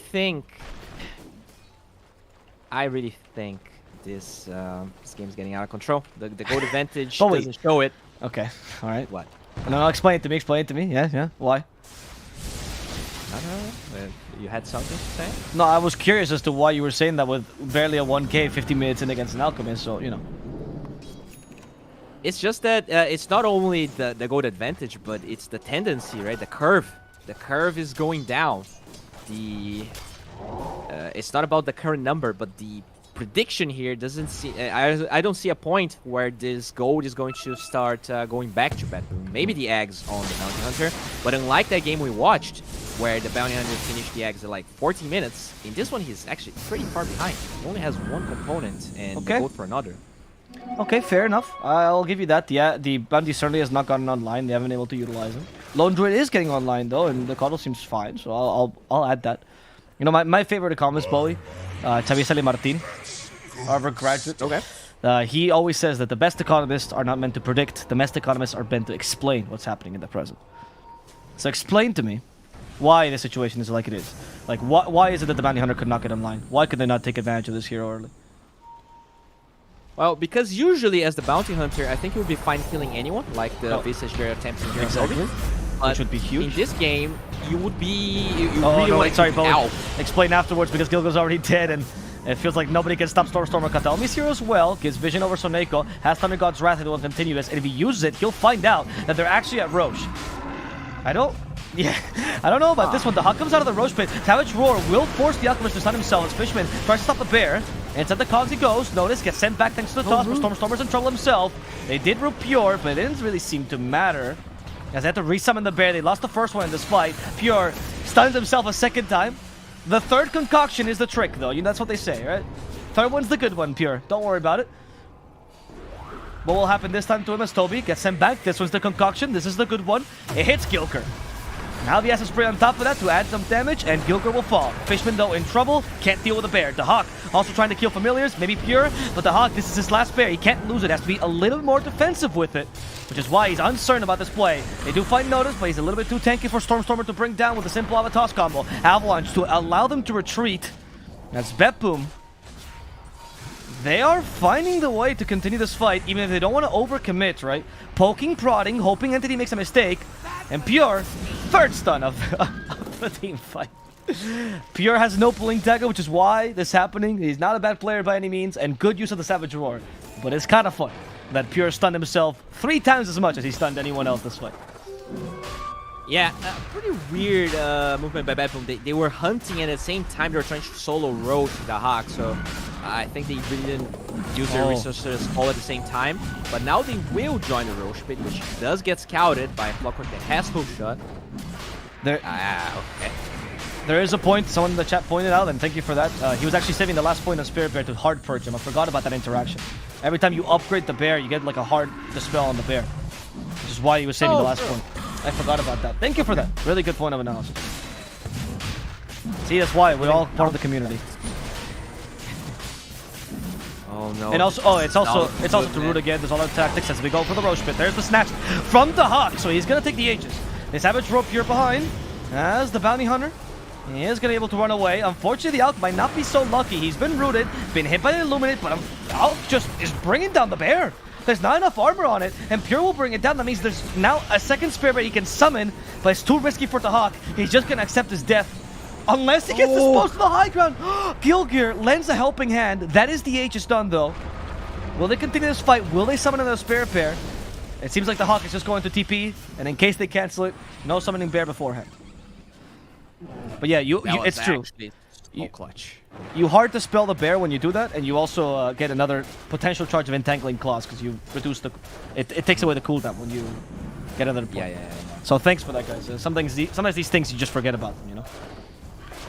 Yeah, I did know about it, but I didn't count that I didn't count all the points to see that he had one missing. Yeah. But, yeah, you're definitely. I straight up I knew it. I know it does that, but I forgot, you know, because it's been so long since he's lone druids.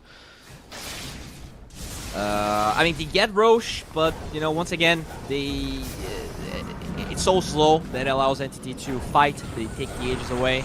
It's not bad because at least Gyogre saved the lone druid, but it could have been so much worse. I think you can feel the nerves a little bit here. They are forcing things, and they are playing in a way that has a lot of risks and not that much upside, unfortunately. And it was nicely played. Like the Kotto, they knew that there could be a risk of them stealing the Aegis, so the Kotto did Blinding Light. They actually used the Savage Roar and the Bird to take the Alk out of the pit. But the fight's still bad because there's BKB on Alk already, which, by the way, I don't even think he used. Yeah, it's still a 9-second BKB. Okay. Pure already mega farm despite the bad laning stage. You know, that's why this hero is almost always banned. Fishman. Let's see, he stopped here. Soneko. Okay, Notice just died here. Thunder God's Wrath. Alright, he was actually caught out. That makes sense.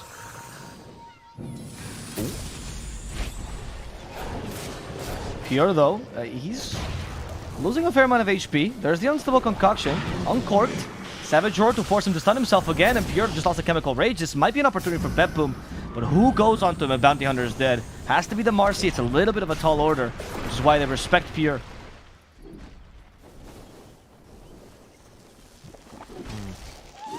Yeah, right now I feel like they should just just give the farm to the Bounty Hunter and get these eggs. That is really the power spike that might turn this game for them.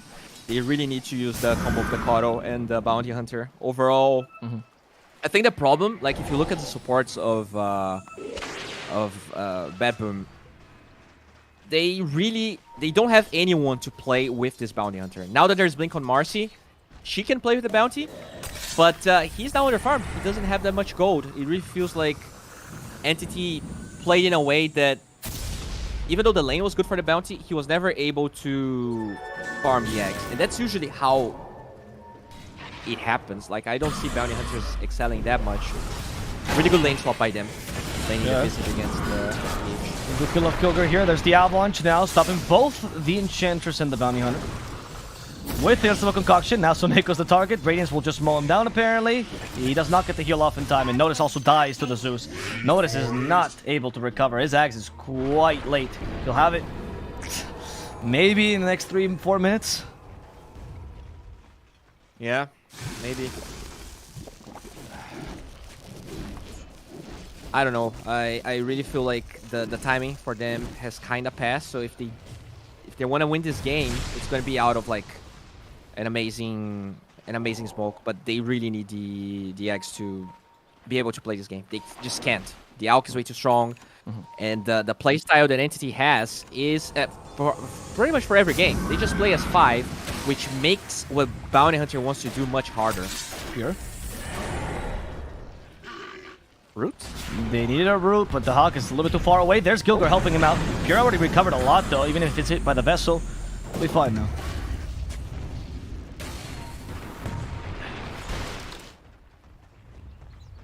Another smoke. They're desperate. They just need a kill. They know they have to stop the Alk. They have to fight head on. Now it did get out of control. Yeah, So you're actually right. You know, I doubted your point earlier, but the prediction was completely true. You're a great economist, Bowie. I would totally buy your book. Thank you. It was also scouted by a ward there, so that smoke unfortunately doesn't seem to be what they need to turn the tides for their team. And I guess they do have the eggs. I think he might have... He actually sold his hood, dude. That's how desperate they are. He sold the hood to get the eggs. The Marcy's dead now. And Pure, unable to get close enough. That Blink Dagger was on cooldown. Noticed, has the Axe now. And you said sold his hood to get it, so maybe this is a turning point. The Hawk certainly puts fear onto Fishman. That's gonna be Fishman dead. Pure Chemical Rage is available though, so maybe Betboom doesn't want to force this too much.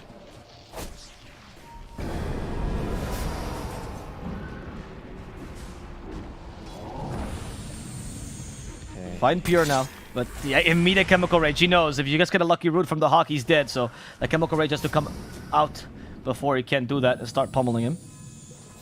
That's probably a game he buys Shard after this AC, I think, because he can get out of the track, he can get out of the route. Even the blinding light removal is pretty good, and that allows him to save the BKB for the times that actually matter.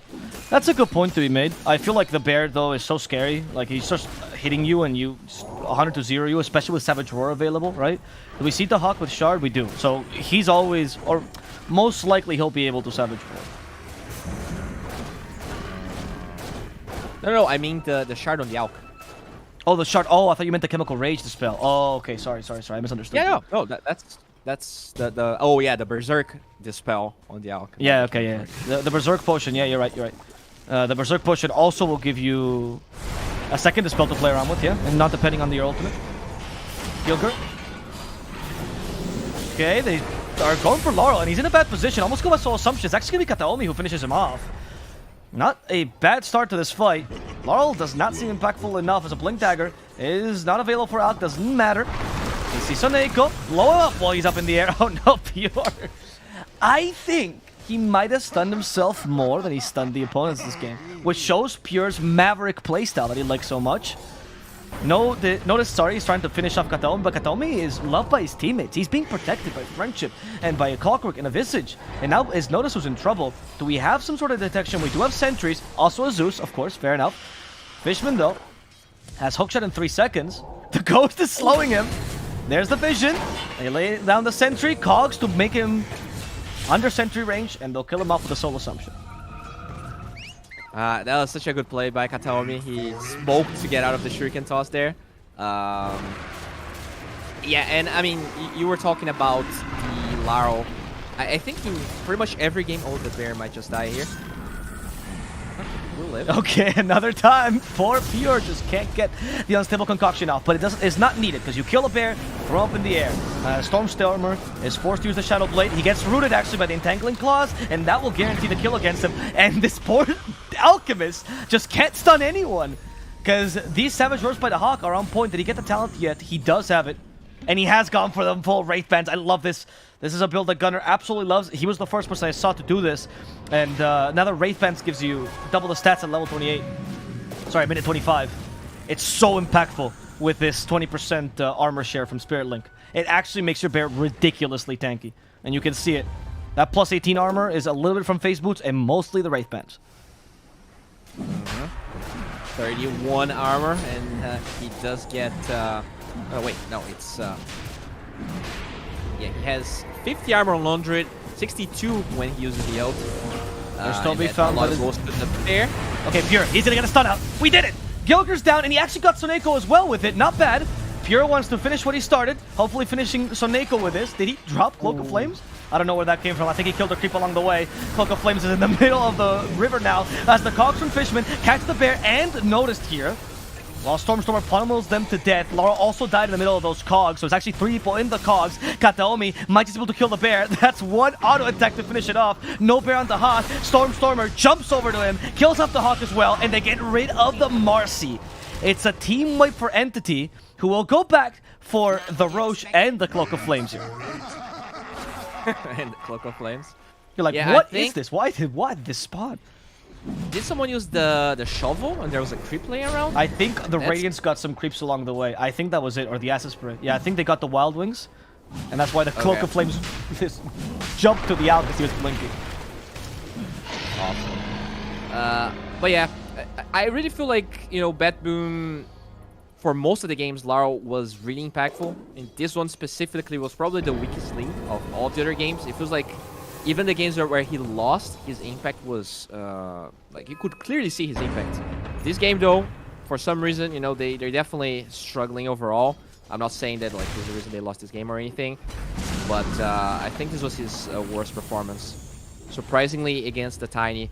But, like, because he died twice in this game, he was supposed to, like, play with this Bounty Hunter, get those early kills, allow his eggs to come a little bit earlier. Now, even though he has it, you know, he sold his items to get here. He's already so far behind. It really feels almost impossible to turn this game around. Yeah. You know, it's not... Their draft just doesn't come back. No, it's a really, really rough draft to come back with because of the lack of team fight, especially, you know? It's like the biggest teamfight spell is actually Savage Roar, Bowen. So get ready, You guys, are right. for the 4-man Savage Roar. You're definitely right. I mean, the 4-man Savage Roar into Blinding Light into Right. tier 4 Glyph, maybe? That's how you get a team wipe here? What the? Okay, I guess. Yeah, I was thinking more like Illuminate, but sure, yeah, the tower has to be part of this too. He definitely has to be part. They need all the damage they can get. Right. Okay, so let's theory craft. You Savage Roar, but we put them in different positions, right? So Marcy blinks, disposes someone until the Savage Roar targets, and then you combine that with Illuminate and the Unleash. Maybe the bear needs some sort of area damage. Battle Fury, yeah, bear. No, and you have a centaur. You have a centaur stun. So from the Sonico Enchantress. Yeah, there you go. Get a 4-man stun. Yeah, okay. Hello. Easy. And look, the Savage Roar's already working. Stormer's gonna die. Maybe not, actually. I spoke too soon. BKB got used, and now it's the Hawk who might be in trouble. His bear is stuck in the cogs. His bear does not like these machines. He just wants to be free, but the bear's caged, and the Hawk's being killed. Oh, no. You lost the owner, you lost the animal, and all in exchange of the Clockwork, who trapped the animal to begin with. PETA is not going to be happy today. Noticed also dies, up in the air, tossed, killed. There's a nice little concoction for the Enchantress. Pure has finally found the golden target. Just throw the stun at Enchantress. Tough fight once again. Gotta say though, Entity, they definitely look on another level. I think we talked a lot about Betboom, but really the way that the hero pool they have allowed them to draft is just insane. It feels like you have to ban Wyvern first phase against Entity, and then like you're giving away Beastmasters and Beastages and Alks, right? It really goes to show how versatile these guys are. The ultimate Chad move is, while tower tier 2 is being pushed or whatever, walk over to the A base. No protection or whatever. Just walk over to it to assert your dominance. If Pure was a bear, he would have just feed on it to mark his territory. Track the spell. He's not a bear. He's a very farmed alchemist. Yes, he is. Which is did scary. by Char, by the way. So he really doesn't care about anything of Betboom right now. Yeah, it's rough. I agree with you. I think Entity's style is so oppressive, and Betboom is not a team I would particularly call slow, right? But it is true that sometimes they lack the be able to be as fast and adaptable as some teams. Like I want to put the example of LGD, sometimes even Secret, right? At least the recent iteration. So the pressure of Entity is very noticeable at this game. Okay, but they found the Alk though. He has Aegis, so might not be the best first kill, but they'll try it. At least they get rid of the Aegis. Now Alk is coming back with a BKB and a Vengeance, I bet, as this time they cage the Hawk. The Hawk gets forced after safety, but the Instant Concoction hits him. No more Savage Roars this time. Pure will get revenge for all those times he's roared away and stunned himself. The GG is called, actually. Betboom is done. It's going to be a 3-0 final going the way of Entity. Wow. Entity's going to Malaysia, Bowie. They're coming to my house. No, they're going to Malaysia. Maybe to your house. Maybe. Invitation's open, Entity. I'll cook you dinner. Yeah, I think they definitely looked on another level. You know, all due respect to Betboom, but it feels like I'm gonna say it's not really about gameplay. I feel like drafting against Entity right now seems like a nightmare, and it's not like Sonico's a bad drafter, but you have to draft heroes that your team likes to play or knows how to play. Yeah, and just having to ban a Wyvern first phase, they did everything they could. They picked the Wyvern, it didn't work. They picked the Wyvern, they gave the Wyvern away, they lost twice, now they banned the Wyvern, but then Alk goes through, like something is gonna come through, and it feels like it's always gonna come through better for Entity, because they can flex the hero in a way, they can get it earlier. Just kudos to Entity. I really feel like strategically, not only like the players are amazing, but their drafts are incredible, and they have a lot of versatility. It's obviously patch-based, and maybe, in 6 months, it's not going to look this amazing, but I think they got this going where they have this amazing new carry with a patch that benefits all of their players, and very, like, Stormer, even though he's kind of new to competitive, he's been here for a while, and he has a huge hero pool. I want to put a little bit of a question or doubt in that. I press X for doubt on that, but I do want to commend Stormer on one thing. Actually, I'm glad you mentioned him, because even though we talked a lot about Kataomi this match, and Fishman, who was fantastic, to the degree Pure, because he was funny, but I think Stormstormer hasn't got enough credit for being able to, like what you said, expand his hero pool, right? His hero pool used to literally just be I play Invoker and occasionally Quap, and that was it for Stormstormer.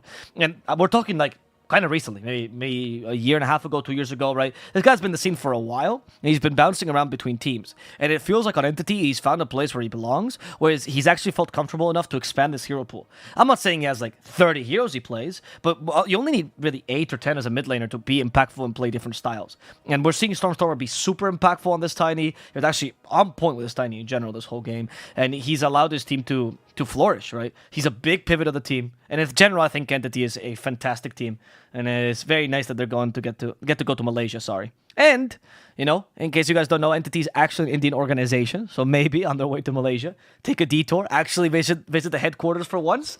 And the meme about this being an Indian team, you know, Entity known for Entity Mumbai, it's kind of true for Entity. It's the one Indian org in Dota. Very excited to see them succeed in Malaysia. So we'll see how this goes for Entity. We'll see how they face Alliance as well in Malaysia. That's going to be a fun one. But for now, we're done, Bowie. I'm very sorry to announce that because it's a 3-0 sweep. So it's going to be Entity, the winner of the EU qualifiers. And we'll do a little recap for those of you that didn't get a chance to watch the rest of the qualifiers here for ESL1 Malaysia. We've already finished all qualifiers except for North America.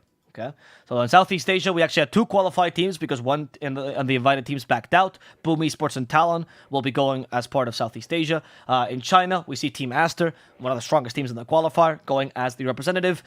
For South America, it's going to be Thunder Awaken, who got a grand final against Beast Coast and once again destroyed him in a 3-1. And for North America, we're going to have to find out. Cap and SVG are actually waiting in the other room. We've given them a little bit of water so they can cast for these next few games. And they are going to be casting Quincy Crew versus Wildcard Gaming, and then that winner versus TSM. That's going to be on the main ESL stream, so if you're interested in that, I do recommend you check it out. For now, though, my name has been Avo Plus. I've been with Dota 2 Bowie.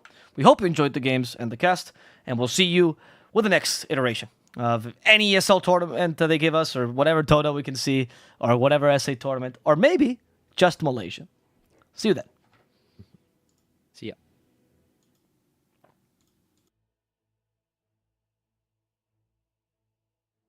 Okay. Oh, man. Sorry. It's not my brightest day.